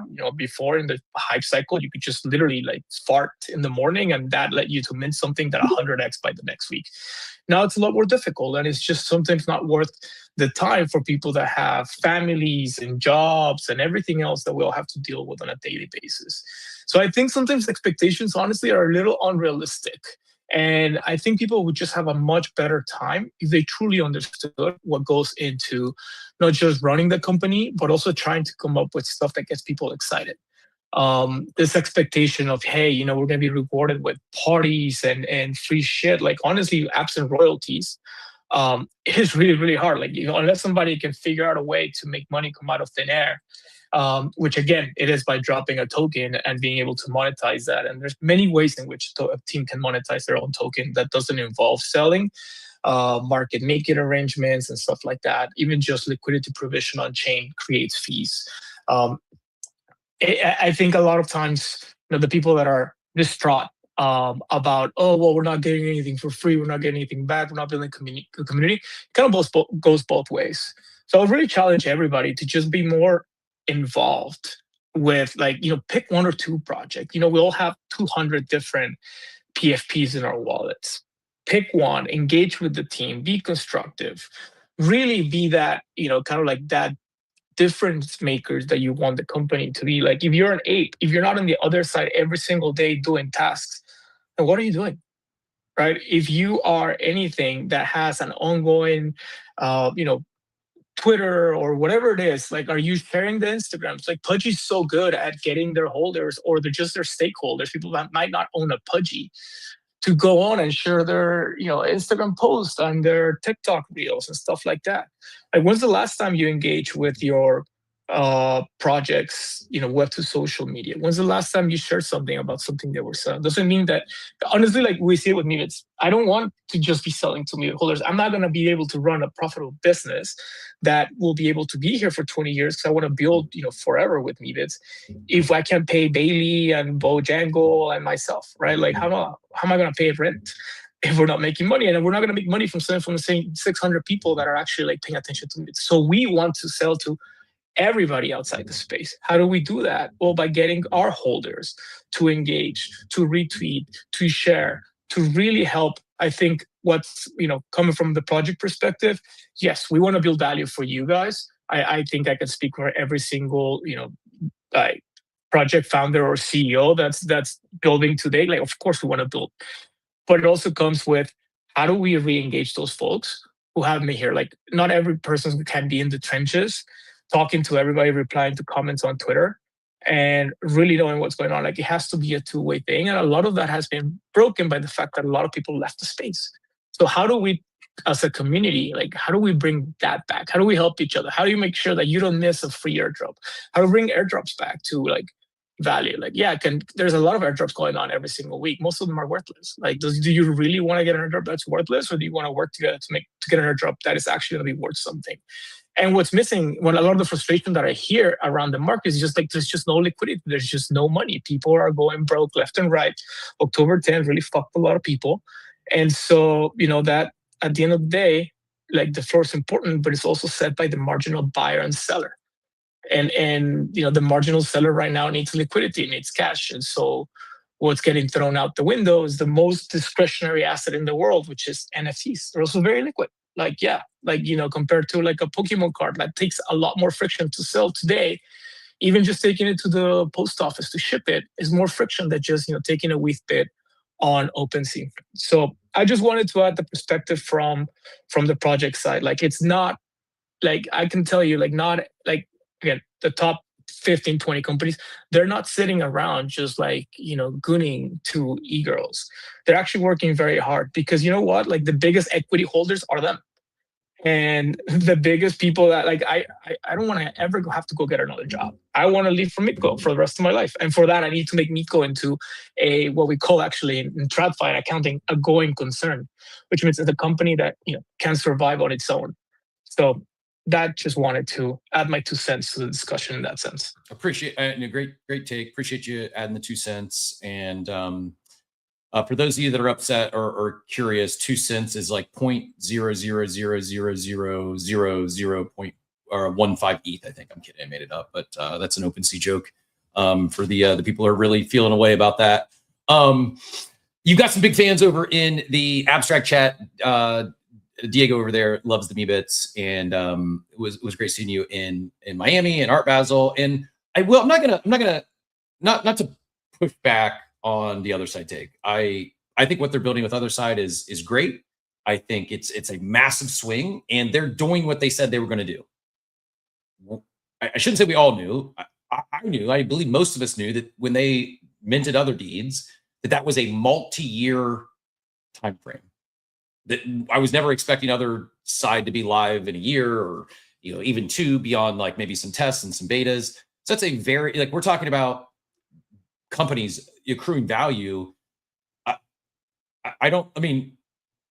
Is there a better example than to talk about Grand Theft Auto and how many years they've been building their next game? And they had billions of dollars behind them to start building this thing. Like, it's a I think that's an easy and out analog, where you've got a very successful gaming brand building a new game, and I don't know how long it's been in the works, 6, 7, 8 years, and it's still not live. Like, it takes time to do this stuff. Now, will other side be a hit? I don't know, but it's to think it's going to be a hit today is you're out of touch. I don't know another way to put it. I will say this, because I've heard some others say it. And you're right. Most of the activity is not OG apes. I'll also say, not like the OG apes.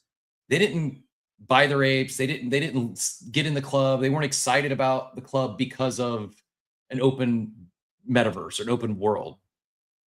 It was the other things, well before other side, that many of them loved, that many of them got excited. And not just the free magical internet money, the club aspects, those elements. That the reality is, Yuga focused on driving value to their holders in that club, in whether it was hosting an Ape Fest or NBA or a lot of other programs beyond the free magical internet money, well beyond that.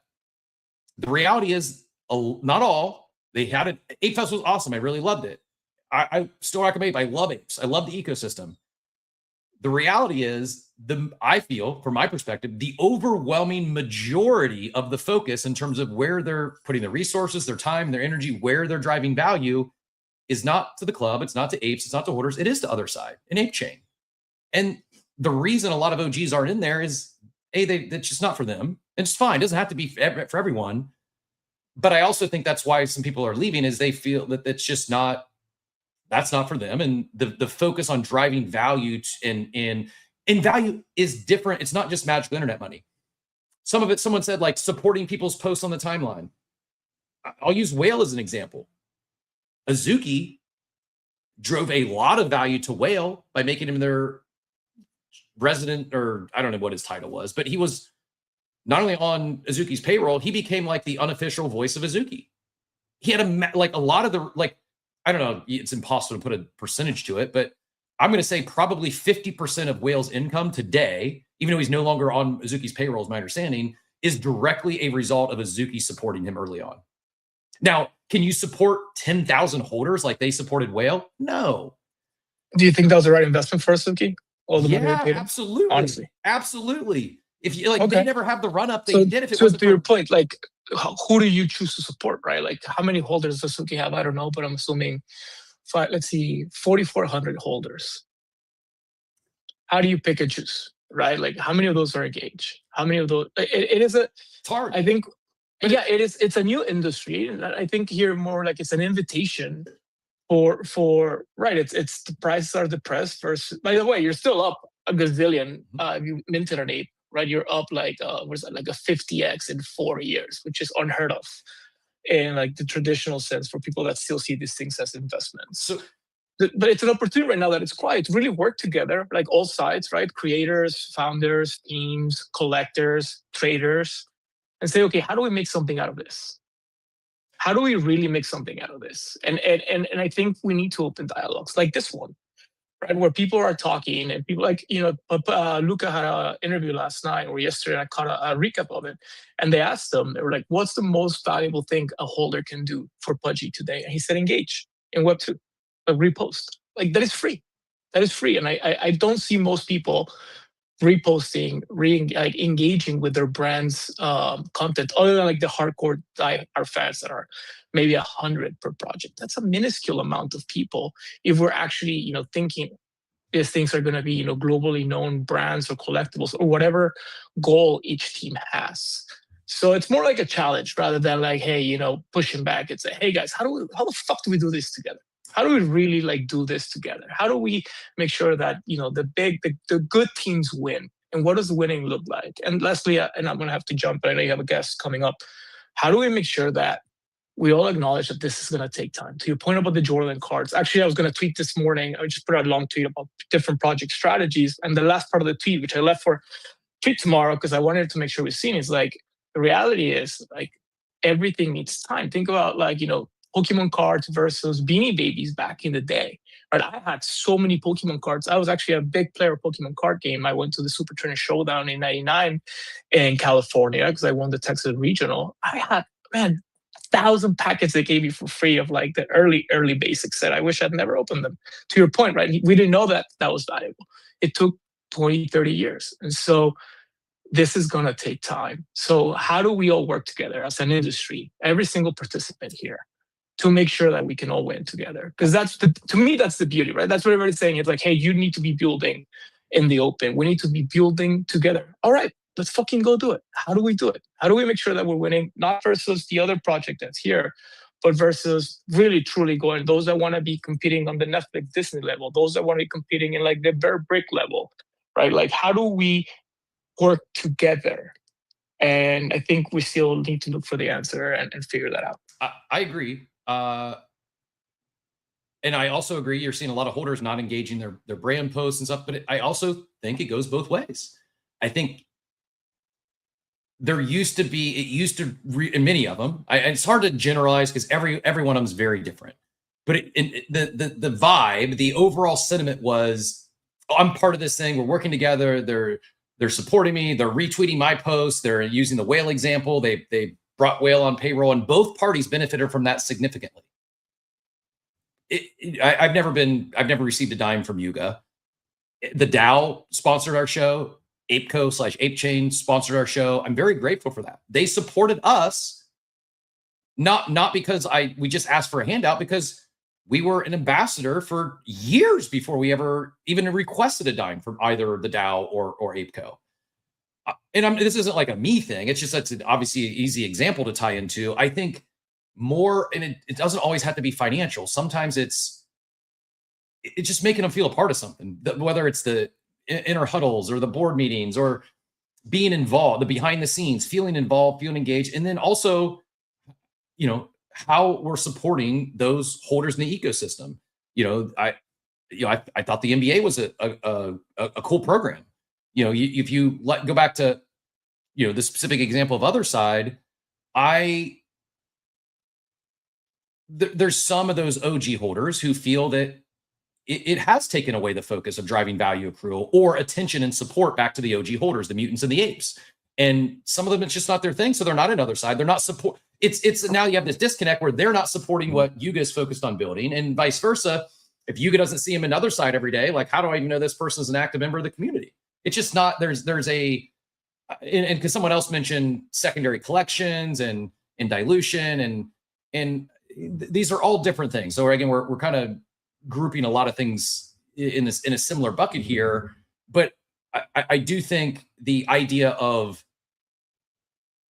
somehow or another driving value accrual back to the holders, whether it's in the form of access to an annual event, whether it's in the form of you get the ability to participate in this upcoming ICO that's the hottest ICO of the quarter, whether it's, we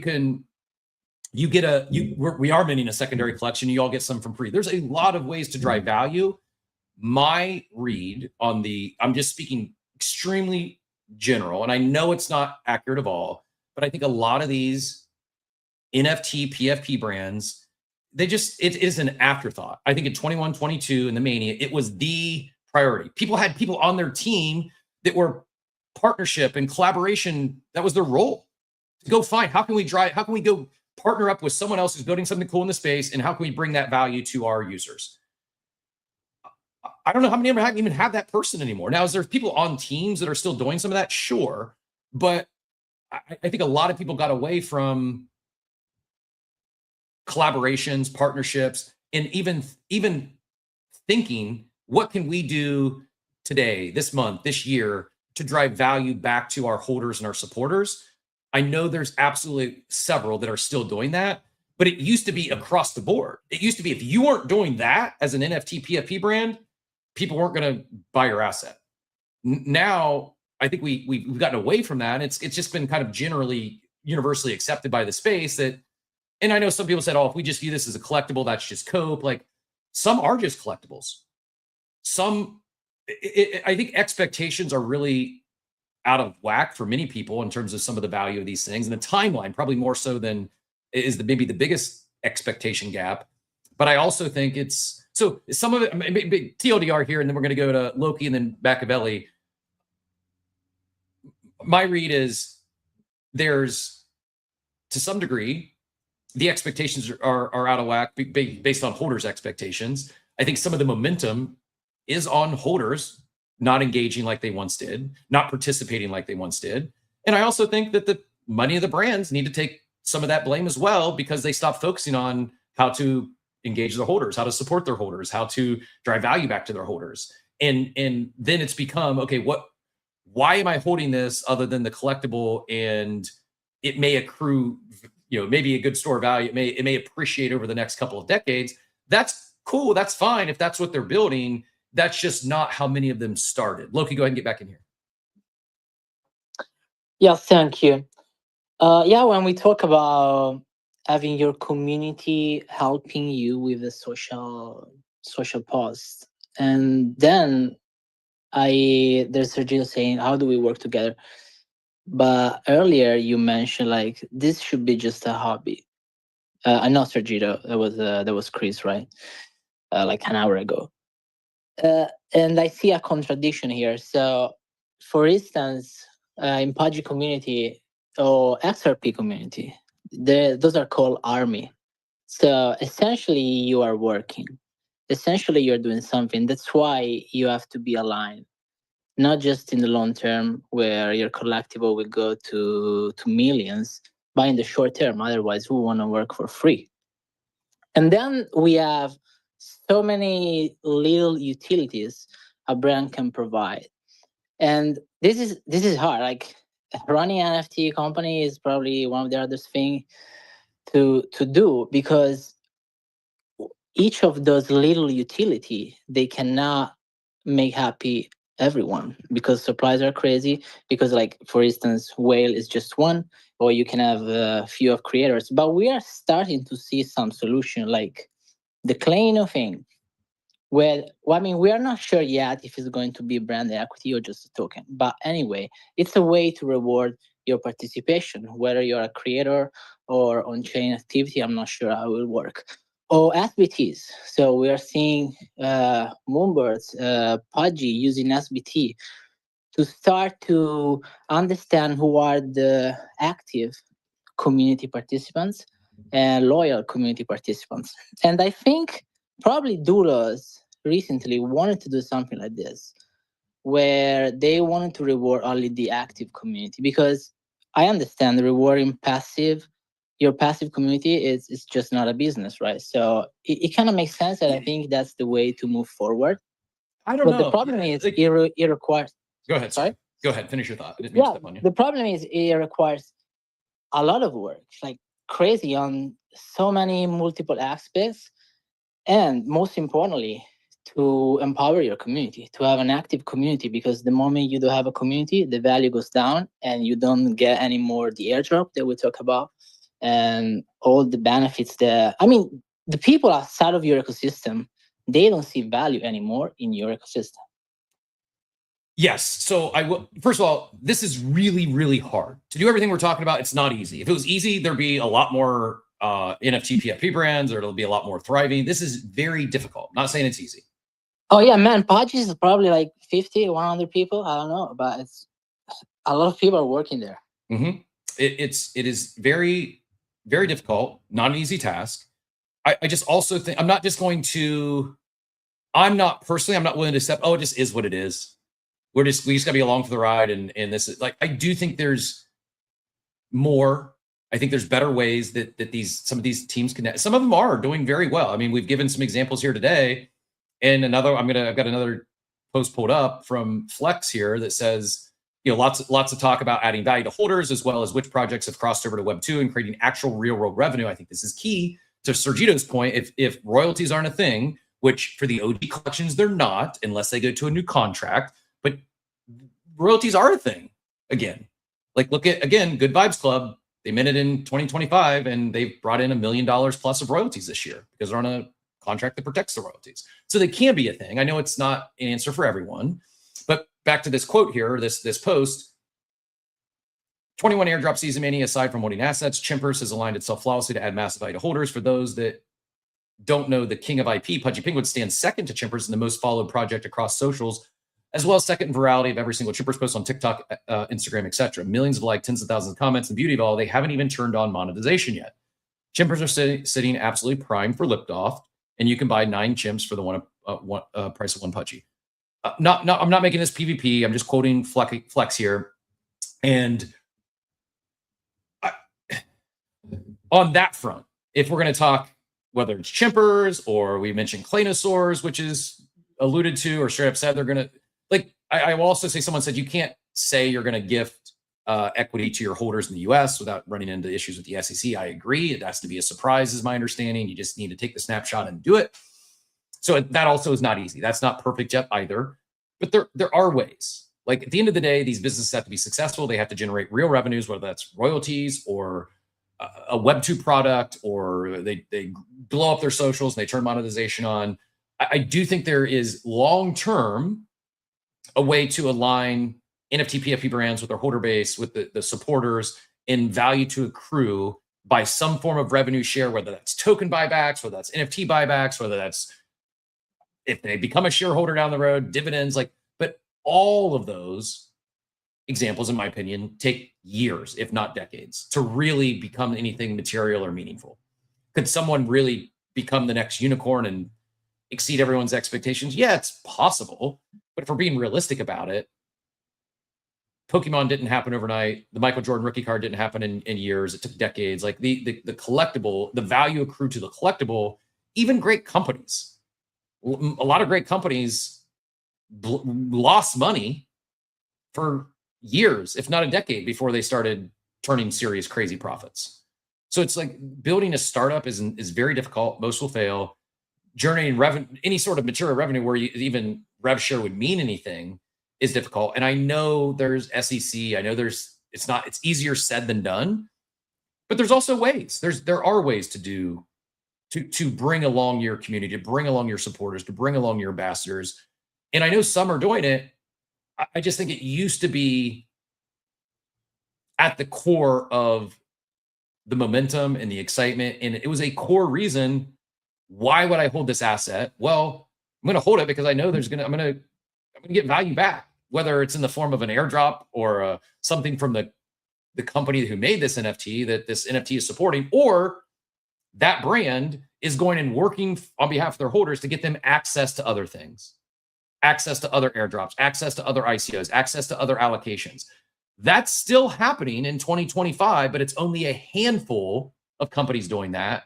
Whereas in 21, 22, it was nearly all of them were doing it. It was part of their roadmap. It was, as I mentioned, people had employed people on their team. That was their sole job, was to go get things, go get partnerships, go get collaborations for their holders. Not a collaboration to slap on a hoodie and go sell it to their holder base, but go get them a collaboration that was going to give them an opportunity, give them access, give them some of that magical internet money. We've went very far away from that. And I'm not saying every NFT PFP brand should do that. I'm just saying there's opportunities there that most have gone far away from, if not completely ignored. And I think that, I'm not saying it's easy. I think that's an opportunity that some could pursue, some could do better. And I want to have a real conversation that the holders aren't perfect. I know some of the holders have checked out, they're not supporting. So some of these NFT companies have stopped. I don't want to say stop caring about their holder base. I think they most do. Most are appreciative of the support they get, but they've stopped caring about driving value back to them. They don't have anybody to believe in. They still love the brand. They see the people, but they don't have anybody to believe in. And that's what the association is missing with a lot of these brands. Because as soon as I take a product that I see in the market, like I saw something launch and it wasn't doing very well, but as soon as I believed in it and pushed it through my channels, everybody else in my channels believed in it too. And they wanted that product. And it's like the brands, with the ones that are doing their marketings, the ones whose communities have dwindled and stuff, they don't have anybody representing that brand that people believe in. And that's really what it takes out here in whether it's in Twitter or Facebook or any of these platforms. If somebody is not promoting and scheduling and believing in what they're selling, and they can't be believed in, then the product's not going to work.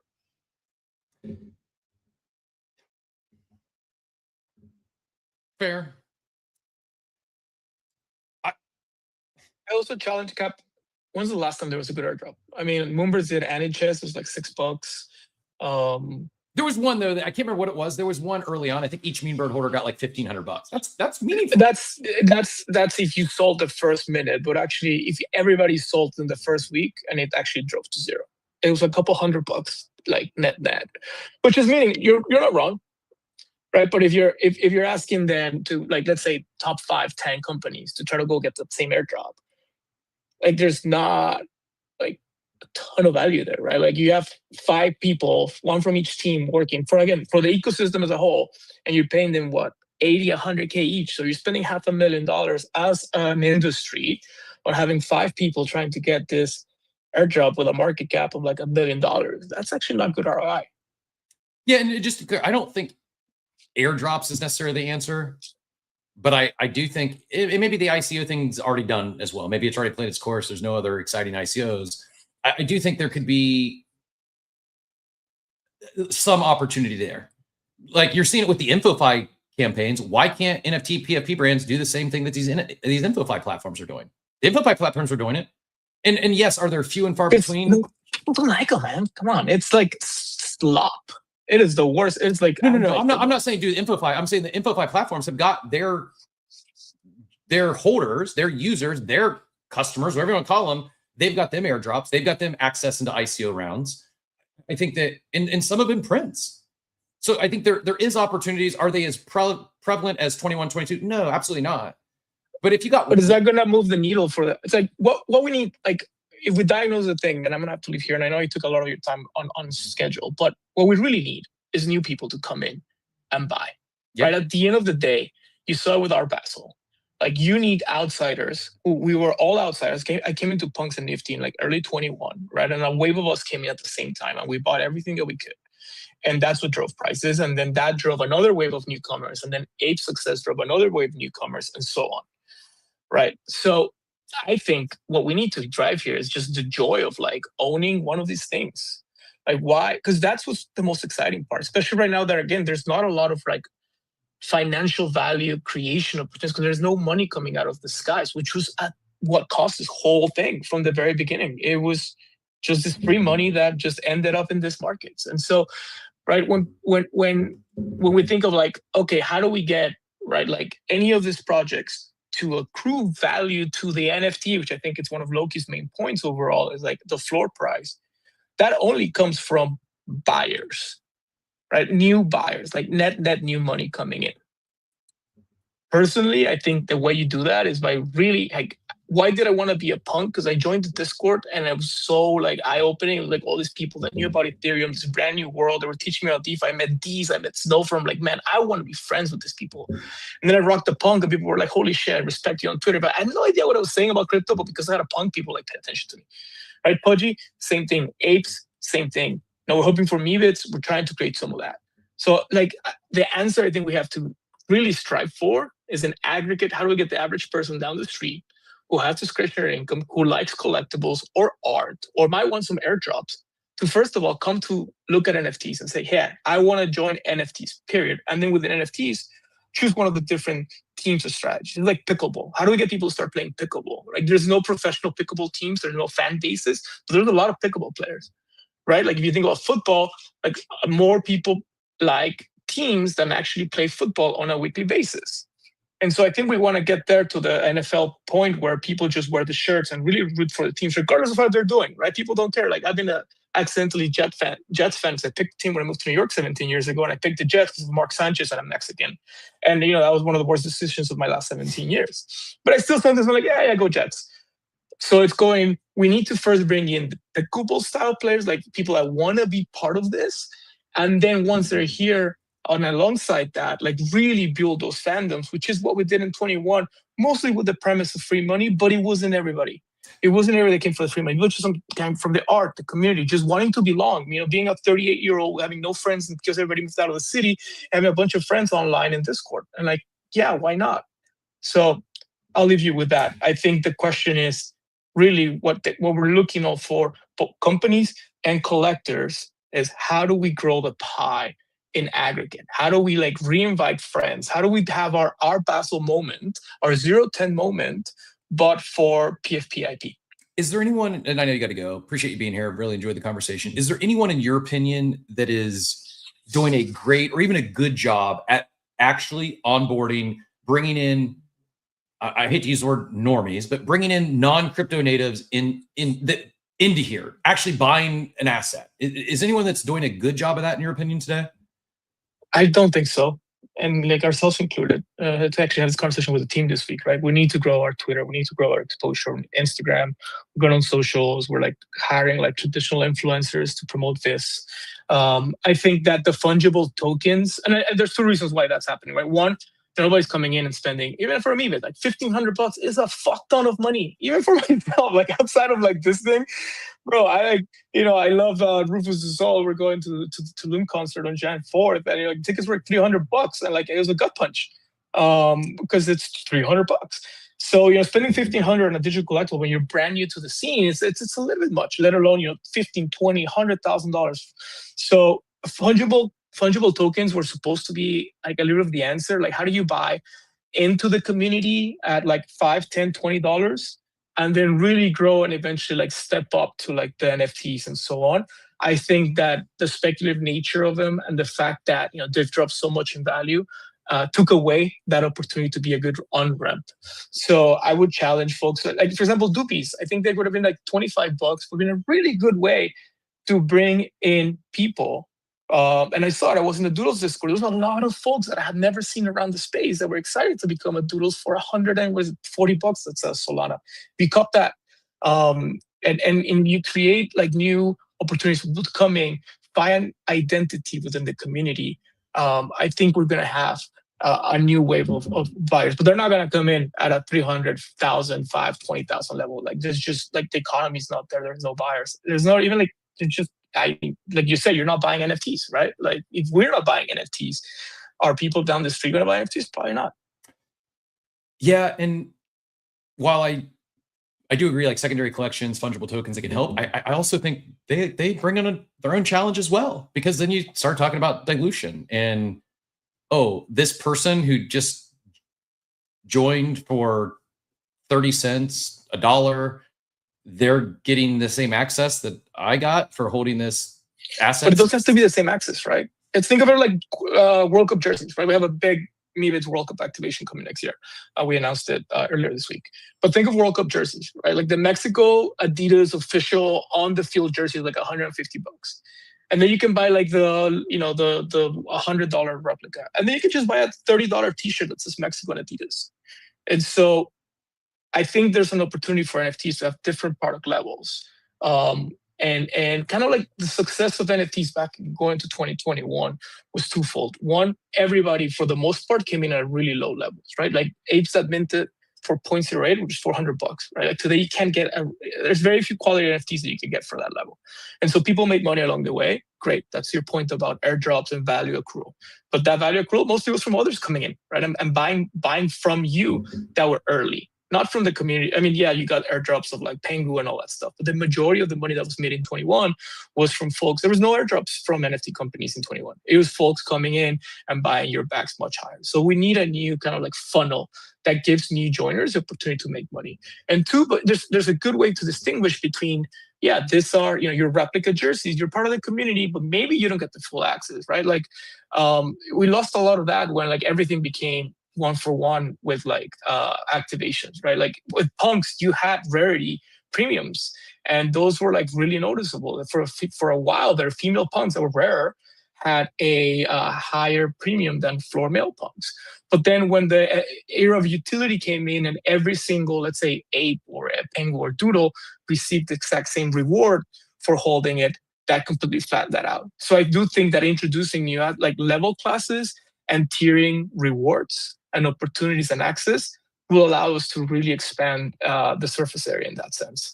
So no, it doesn't have to be one-for-one. I agree. I also think that teams need to be cautious and not show too much or more attention and resources towards the lowest level of access, because that disenfranchises their top tier of access. Again, this is very, very, very difficult. I am not envious of any NFT PFT teams. It's this, what we're talking through this because it's tough. And I don't have the solution. I'm enjoying the conversation today because it's not been FUD. It's not been critique. It's just, we're having a real conversation and attempting to come up with some solutions. What might these teams do differently to kind of turn the momentum? I agree. We need net new people in the space. Might they come in because they love the IP and they fall in love with the brand and they want to collect something and want to be part of it? Yes. It's also, if there is opportunity to see value accrue back to an asset, like that's at the end of the day, like that is a great onboarding tool. I'm not saying like and we need to find ways that people want to be here, people want to join what's being built without just the 100x because they bought this thing. It's a very fine balance. I don't know all the answers, but I'm greatly appreciate the teams that are still here. They're not giving up. They're still swinging the bat. I'm not saying they're all pivoting, but they're many of them are at least attempting to do new things. And again, a lot of things, just like building a startup's tough. A lot of startups will fail. Some of the stuff they do is not always going to stick, but the ones that are continually doing stuff, it's greatly appreciated. And this is going to take time. It's also, I mean, hopefully markets turn. I know there's been some comments in the chat as well about like, hey, macro's in the tank, and until Bitcoin and ETH get out of this chop scenario, it's NFTs are going to be down only. I don't know that to be true. I remember I don't know anything for sure, but I remember back in 21, like there was major pullbacks in Bitcoin and ETH. We didn't care because we were having fun. We were so.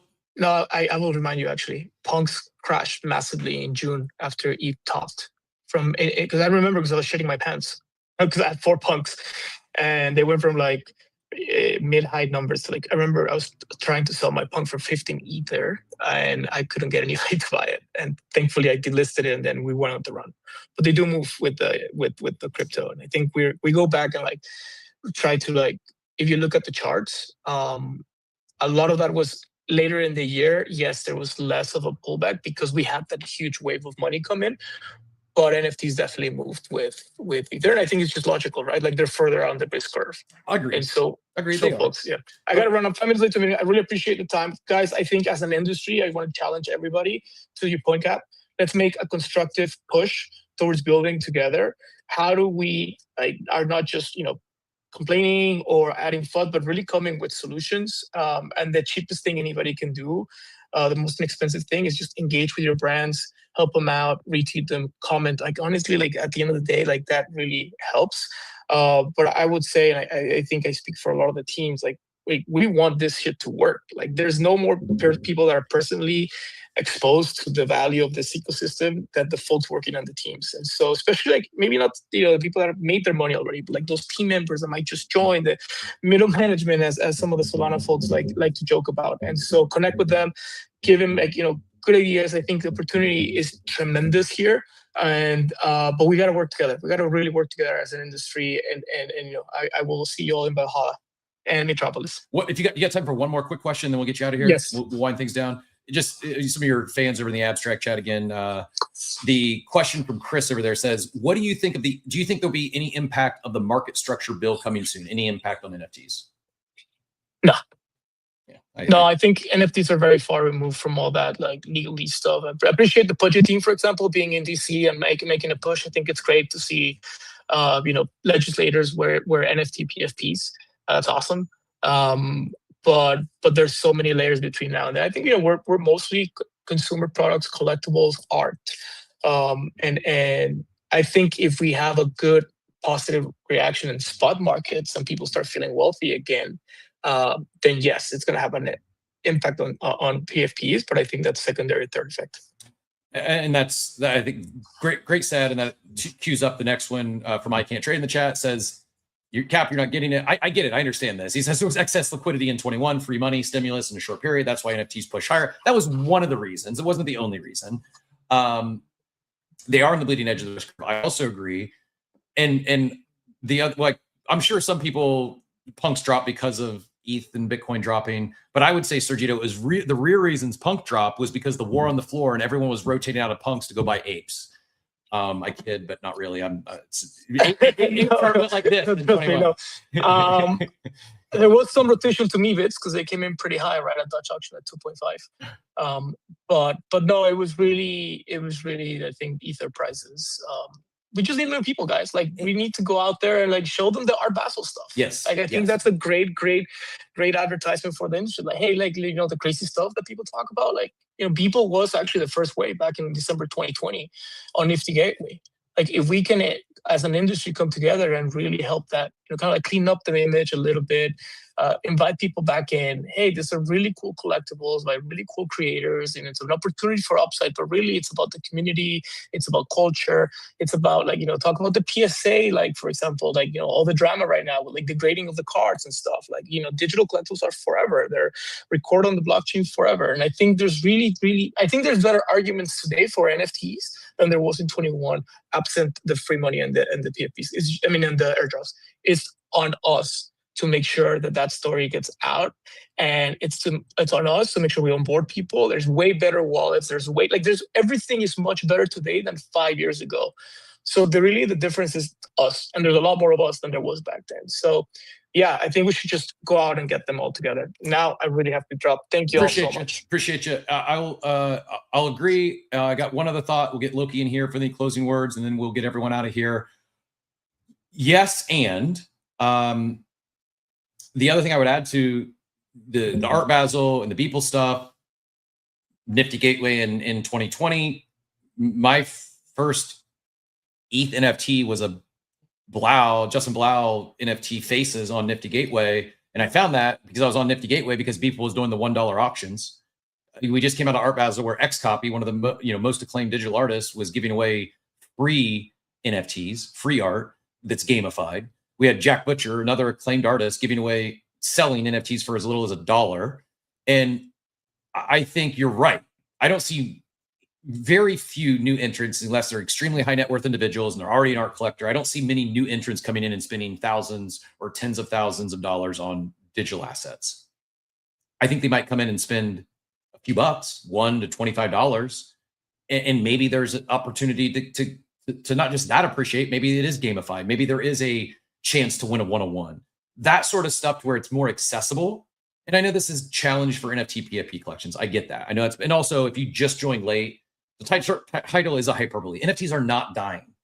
I believe the technology, it's not going anywhere. I'm certain of that. And it's going to underpin a lot of things as we move forward. The world is coming on chain. It's not me saying this. It's the chair of the SEC or what is Paul Atkins? What's his title? Anyways, everything is getting tokenized from traditional equities to real estate to art. It's all coming on chain. NFTs aren't going anywhere. It is a hyperbole. It's not dying. Sentiment's, I think sentiment, NFT, PFP sentiment might be at an all-time low from what I can remember. And I love this space. I love many of these communities. I've met some of my greatest friends here, like truly best friends of my life. Like people can joke and we can say, oh, it wasn't about the gains. It was about the friends we made along the way. I've done objectively very well in terms of, now 25 hasn't been the greatest year, but my 4+ years, 5 years in crypto, I can't complain objectively with the results. I'm very pleased with it. But I think if we're talking what's going to bring other people in now, it is the reason I got in, the reason I went down the rabbit hole and got so excited. It wasn't because I thought these assets were going to turn into tens of or hundreds of thousands. I was having fun. It was something new. I was making new friends in my middle of my life. Where else can you do that? Unless it's like a new job or it's very rare that you can make even new acquaintances outside of your workplace, let alone so many individuals that you're like-minded and you enjoy spending time with. And you want to go to Art Basel, yes, for the art, but more so I wanted to see my friends. Like that's very real. It's also very difficult to communicate that and impress upon an outsider, someone who's not here. So we said it, bringing the fun back, and we were talking about Nuco, and that community is having a lot of fun right now. They are. More of that. I'm not just trying to single out Austin because we had him on the show yesterday, but man, if we had a dozen or 24 or 100 brands moving like that and doing new things, experimenting on chain, having fun again, now all of a sudden you've got some groundswell. Now all of a sudden you've got some real momentum, and it might start attracting other people to come in and experiment, have some fun, meet some new people, not because they're going to come in and buy a 4, 5, 6-figure NFT, but they're getting a chance to interact, meet new people. I know it's a tough ask. I saw Will jumped up. We are going to get everyone out of here. It's been a long time. Will, one of my favorite builders in the space, CEO at Cryptoys. Always a pleasure, sir. Hope you've been well. Feel free to take it whichever direction you like. I'm curious what inspired you to come up this morning. GM. Yeah, I appreciate it. Well, the headline's super polarizing. So you guys did a good job marketing this on the, on the timeline. So anytime I see something like this, I want to jump into the conversation. And as you guys know, I'm super passionate about NFTs. I love NFTs. But I've also been pretty vocal about the fact that we're entering a new chapter, I think, in this industry. And I don't think that's a bad thing. I think when we look back at this, like 10, 15 years from now, we're going to look back at like the NFT PFP era as like the first inning of NFTs and like the first chapter of this like really exciting journey about digital ownership and owning digital assets and having fun on chain. And I'm pretty confident in the fact that we've tapped out this initial chapter, that the people that are here right now are basically, this is the audience, that we came in, the space was hyper financialized early on. It was all about making money, et cetera. And look, it brought a lot of great people, a lot of brilliant people to this space that are actively building and taking it into the next chapter. But I do believe that we are tapped out with the same about 50,000 people that have been here and attracted to NFTs in their current iteration. And now, the big thing is how are we going to get the next 5 million people, the next 10 million people to actually care about NFTs? And we really got to, change the way we talk about NFTs, because the normies, they hate NFTs. And I think we know that, right? Like I went to Comic-Con with Mattel a few years back, and every time we talk to normie collectors, just like Web2 folks about NFTs, they're like, oh no, man, NFTs are a scam. And you'd ask them why NFTs are a scam. Why do you think NFTs are a scam? They're like, oh yeah, my cousin told me about NFTs. It's all about making money. It's all financialized, et cetera. And when we lead with financialization, when we lead with making money and number go up, it reads to most people, 95% of the population, as something that's scammy or something that's short term, because get rich quick schemes are marketed everywhere, right? And this NFT thing, how we've marketed it in this first chapter has been a little bit, not really much different than that.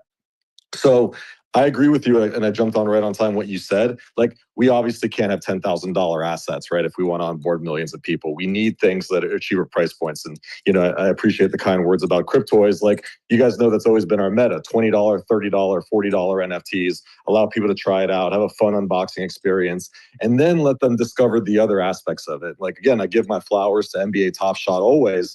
Many people joined the NFT space because of NBA Top Shot. That onboarded millions of people, a familiar IP, the NBA, and accessible price points. Even back then, it was, you know, a couple $100. It's still obviously a lot more affordable than what we see now on some of these floor prices. Not even a couple $100. Yeah. Sorry to interject, but that was my journey. I grinded DFS for a decade. There you go. I saw the John Morant article from Jonathan Bale, someone I looked up to, I respected. He was very savvy. I'm like, I'm gonna check this. I was buying packs. I think my first pack might have been $9. And I was hooked. I was like, oh, this makes sense. I get it. And yeah, it was, I did end up transferring, I think, some ETH from Coinbase, but I could have bought in USD. My first wallet to this day, I created with my Gmail account. Like, that's what we got to get back to. This is a great take. Sorry to interject. I just said, it wasn't even hundreds of dollars. It was like $29. You could buy a Top Shot pack and have some fun. Like, we got to get back to something fun, something that's going to interest other people. That's not tens of thousands of dollars. That's right. But it does bring them in the rabbit hole, right? Go ahead. Right. Sorry. Exactly. Yeah. We need those catalyst moments. We need those onboarding moments. Hopefully we can do, our part with Cryptoys and working with Disney and the familiar IP that we get to work with partners like that in Hollywood studios. That's another catalyst moment, hopefully, that we could bring in fresh newcomers to the space and have them enjoy it, that are here for the vibes. And then, of course, if we do a good job with the fun and the entertainment aspect, then number go up is a byproduct of that success. It doesn't work the other way, where we speculated a new NFT collection back in 2021 was just $10,000 just because. And then we have to figure out fun and utility around that IP. Well, that's backwards, right? So I believe NFTs are going through a rebirth, a much needed rebirth. And again, I tweeted about this just like that. I'm really confident NFTs are coming back. They're just not going to come back in the same way as 21 and 22. And that's a good thing, because we've already tapped out of the people that meta interested. We're all here. We're all here on crypto Twitter. We're all vibing together. But how do we get the next 5 to 10 million people to be interested? We're going through that rebirth, and I think that's a really healthy thing. So that's just my quick take. And I appreciate you having me on. No, great take, man. Appreciate you coming up. Great to hear your voice. And I wholeheartedly agree. I like everything you said. It's spot on. We need to, I'm not saying we throw everything away that we know. We need to reset our expectations where the space is at, and also teams. And I know it's probably more challenging for these existing, especially the existing NFT PFP brands, than it is some new startup like Nuco, for example, we were talking about. Like, they're early in their life cycle. They can take new shots. They don't have utility debt. They don't have expectation debt. Like, it's very, very, very difficult for these legacy NFT PFP brands to navigate in this space. I feel for all of them. I hope none listened in and took this as FUD or taking shots. We care about the space. We're attempting to think through all truth. Like, this space, these last 2 hours, it's given me more hope about the NFT resurgence. I do agree. We kind of need a reset. We need to reset our expectations. We need to start. What is the next catalyst? I don't know what it's going to be, but I do think it's going to be something Top Shot-esque. It's not. Is there a financial component? Yes, I do think that's important. I do think it's no secret, people love to gamble. People love degen activities. We're at the heart of that. Like, there's a lot of people out there that have a lot of things in common with our hobby here. It's just, we need to show them a way that's not that they have the negative connotation of quote unquote NFTs in their mouth or in their mind to get them to come and experience something, to try something new. And don't know what it's going to be, but I'm very respectful of everyone taking those shots and appreciate those that are still here, like yourself, that are still building, still persevering, and really enjoyed the conversation today, hearing from Will, from Sergito. By the way, if you're down on your bags, if you're feeling sad, if you're, what am I doing here? The most way you can ensure yourself to never make it back, to never do something that you thought you might do in this space, is to leave. Don't go anywhere. Don't leave. I have a core memory. I want to say June of 21. It was in a group chat with Will and a guy named Cole. And when it first started, we were talking about hosting an NFT conference in Florida. We all got busy. There was things going on. There was mania in the moment. So we went on and we're probably flipping a Tom Sachs NFT for 20K or something. And we forgot about building a conference. But you want to talk about missed opportunities. That guy named Cole would go on to start a little project called Pudgy Penguins, like the same month, I believe. And had I just been paying attention, had I, again, there's some timeline where I'm like Luca's number 2 because I dove into that project from the jump, and the rest is history. Now, again, Cole ended up selling the project to Luca. It had its roller coaster moments. My whole overarching point there isn't like this isn't a woe is me thing. It's just there is a lot of big brains here. There's a lot of really talented people here. I have no doubt in my mind there's going to be probably people on this space today, probably people on this stage today are going to build something massive that does become a unicorn. Maybe it's an NFT brand, maybe it's not, but the opportunities that exist on crypto Twitter, amongst the on-chain builders, it's unlike anything I've ever experienced. I've never lived in Silicon Valley. In my head, that's the closest analogy. This is the global Silicon Valley. We just had Adam Weitzman in the audience. I owe him a DM. We're going to add him with heavy metal and probably the greatest NFT collector of 2025 in terms of his collection and what the brands, the projects he's supported, what the assets he's collected. We've got another literal billionaire going to be joining us next week on coffee. I'm not important. There's no, if you would have told me I'd be hosting billionaires on a Twitter space in 21, I'd be like, what? It's crazy. It's yes, are there ability to make friends here? Absolutely. Some of my best friends I've met in the last few years. My free time, it's not I have group chats with some of my friends. I spend far more time in the war room and on this space, interacting with my online friends. And the doors that this has opened for me has been life-changing. And it can for you too. I'm no different than any of you. I've just shown up here on this space every day for 1,000+ days because I didn't leave. I'm not interviewing a billionaire next week. If I had said, you know what, this NFT sucks, my bags are down, I'm out of here. I'm gonna go build something outside of crypto Web3. I truly believe the opportunities here, unlike anything else on the planet, it's just not always an NFT mint. It's just not always a 100x that you realize within a few hours or a few days. Sometimes you really got to build relationships. You got to show up, and that's my actual actionable advice is don't leave. Keep tuning in, whether it's this show or others. Just pay attention. Things are cyclical. The space is cyclical. I think we had a real pivotal moment at Art Basel. Digital arts had a moment. Moments don't lead to 1,000x's immediately. It takes time for that groundswell to actually occur and actually happen. Loki, appreciate your patience. Really enjoyed the show today. By the way, our guest, we did have to reschedule. So everyone that was hanging on a thread for who our guest was going to be, we will have hopefully next week, whenever we get them on, we are going to do a little deeper dive on token works and strategy and that flywheel.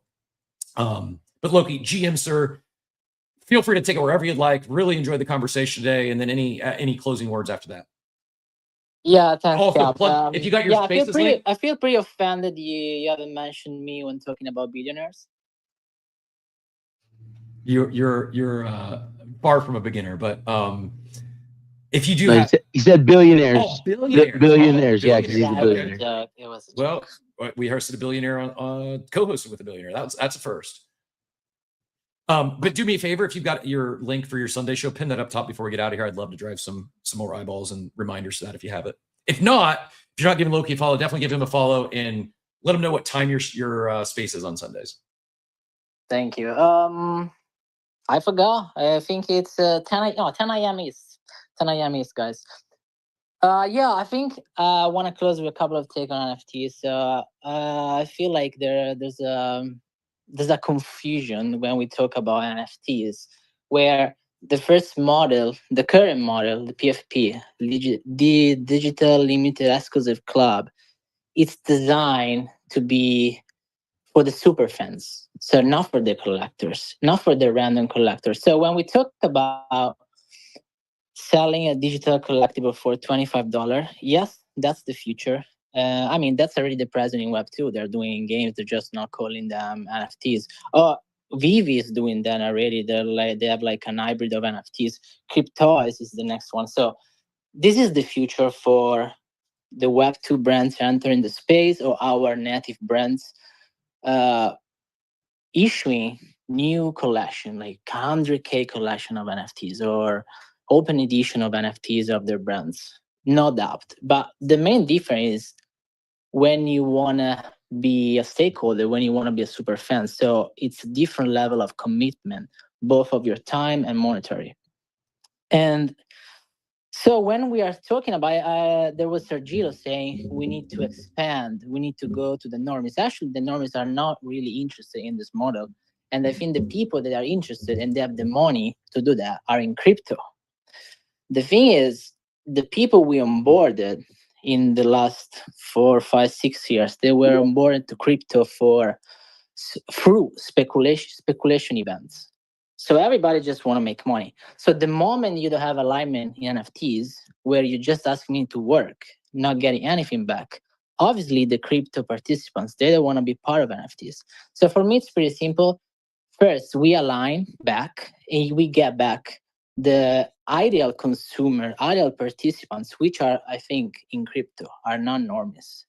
And second, I think the biggest catalyst we could have in the future is an identity event, onboarding event, which means the way I can envision this is some sort of Web3 social media app.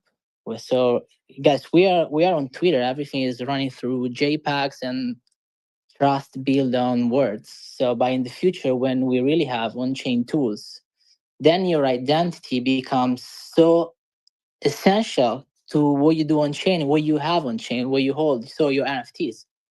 So I think at that time, really NFTs will be inevitable for everything you do on chain. That will be basically your job, your daily life, your relationship, and everything.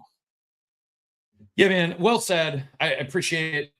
Really, again, really enjoyed the conversation, and we're getting tons of good feedback in the chat. Katie, teacher Katie, said someone needs to clip this. Do me a favor. Let me know which part. Which part should we clip? We will do our best. Also,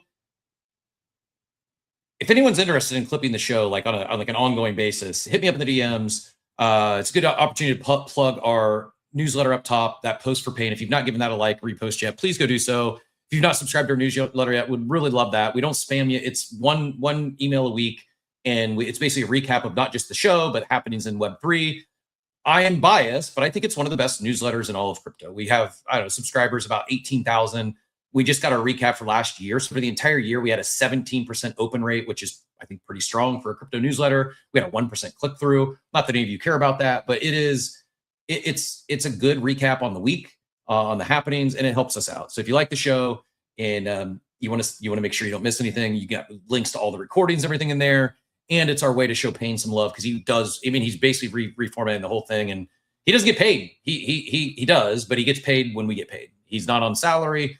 He gets anytime we bring in a sponsor check, he gets a piece of that, and there's no extra compensation for him to redesigning our entire newsletter. He believes in what we're building, and I'm extremely grateful for Payne, and would love if we could all give him some extra love and support. But Payne, you're a legend. Appreciate you. And speaking of the legends, cool chick, go ahead and get in here like 30 to 60 seconds. I do need to get things shut down here, but wanted to at least give you a chance to get up, and if you wanted to add to the conversation or had a quick question, go ahead. But if we could just keep it brief, I'd appreciate it. GM, just wanted to disagree with you for once. You are important to this space. This show is important to this space. Like, I feel that you provide so much information and so many guests that it brings a good vibe.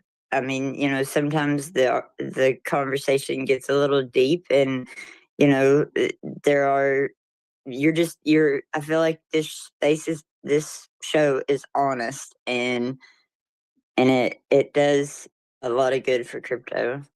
Man, I got a little lump in my throat there. You may be a little emotional because maybe the greatest compliment anyone's ever given me is this show is honest. And that's what we've done from the jump is we speak from the heart. I speak for Steve as well. Like what you get is our authentic selves. This is us. And we're optimistic people by nature. We're not going to FUD, but we will share what's on our mind. If we feel there's some constructive feedback or some criticism, we'll share. Now, I also am a firm believer that if you're going to critique something, if you're going to provide constructive criticism, bring with it a potential solution. And that's what we attempted to talk through this morning. And not that we solved it.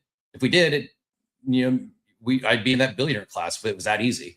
And I really do appreciate the kind words. It does mean a lot. What I meant by I'm not important or not that important is, and what makes this space so special is, let's say it's something outside of crypto. And I host a daily show and we have, I don't know, call it across spaces and the videos and the podcasts, about 2,000, 2,500 people will listen every day. Usually 1,000 to 1,500 live on the X spaces, another 500 or so on the video, plus YouTube and Abstract and all the podcast listeners. If I have a podcast on, I don't know, the wireless business or the phone repair business, and we have 2,500 people that download our show or listen every day, there's almost zero chance that I'm interviewing billionaires. So I'm not trying to like downplay myself. I love it here. I'm very passionate about this space. I'm grateful to be here. What I was attempting to get across by saying I'm not that important is relative to everywhere outside of crypto natives. A daily show that's got a few thousand listeners is a drop in the bucket. I'm not going to get I truly believe like some of the guests we get on here are doing incredible things. They're individuals that someday you may see on like Joe Rogan. That type of individual is not coming and giving me time of day if I've got a podcast of 2,500 people, unless it's in this world.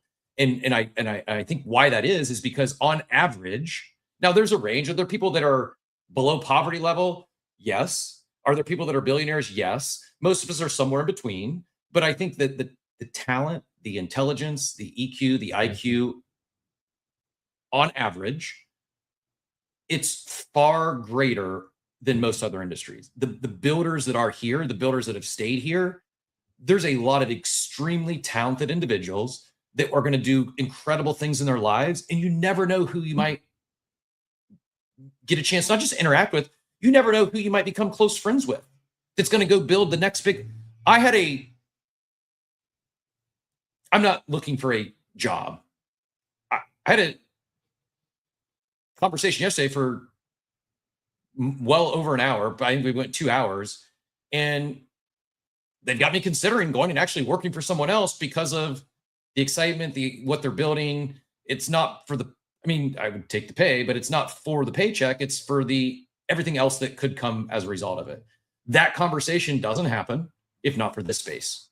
And, I mentioned this extremely it's a CEO of a publicly traded company. They're not coming on let's say it's startup related. I have a startup podcast or a business podcast that has 2,500 downloads a day, an episode.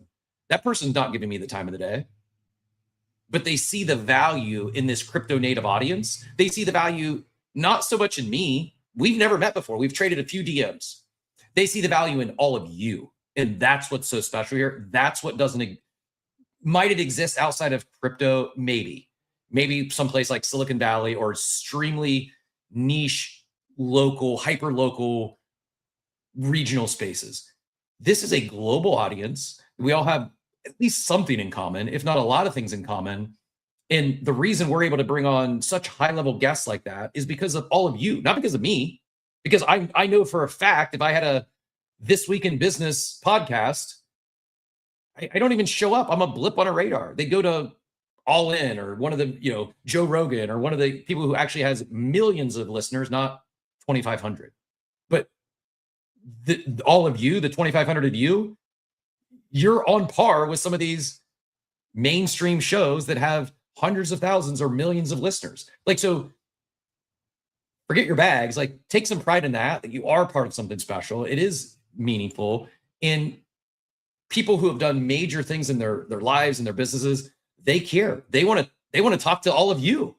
That's special. And that's what I was trying to get across, is not trying to dunk on myself or downplay. I'm by saying I'm not important, I'm not on Joe Rogan's level or the All In podcast level. I'm not. And there's bigger hosts in crypto.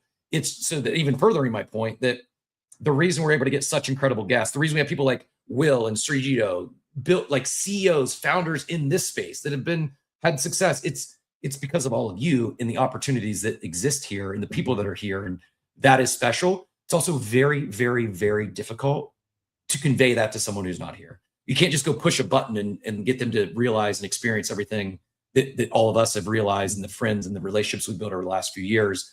So thanks for coming up. Appreciate you keeping it short and sweet. And I'll take the slight glazing to end the week. I'm losing my voice, so we got to wrap things up. Loki, you're a legend.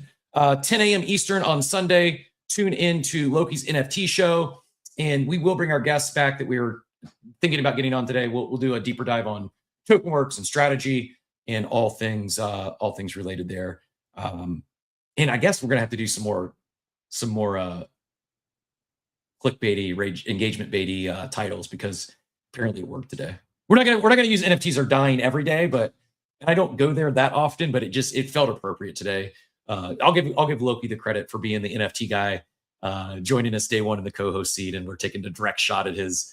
I'm guessing his title Sunday will not be entitled NFTs are dying, but that's just a guess. Loki, appreciate you, sir. Thanks so much for your time today. Kept you at least a lot longer than I was expecting, but appreciate you being here. Appreciate you all being here. As we wind out, if you've not yet done it, last ask, go hit the Payne's post up top. At least go give that a like or repost. If you're not on our YouTube channel, you can also find that link up top. We'd love the subscribers, the likes, the ratings, the 5-star reviews. It means the world to us. It's greatly appreciated. And we'll be back Monday, 8 a.m. Eastern time, like always, for episode 1052. And until then, I hope you all have a wonderful, wonderful day, everyone. Thanks for tuning into Coffee with Captain, powered by ApeCoin. We hope you enjoyed the show, and remember, nothing we discussed today is financial advice. Until next time, keep exploring, stay curious, and we'll see you soon. Have a great day. Welcome to the future.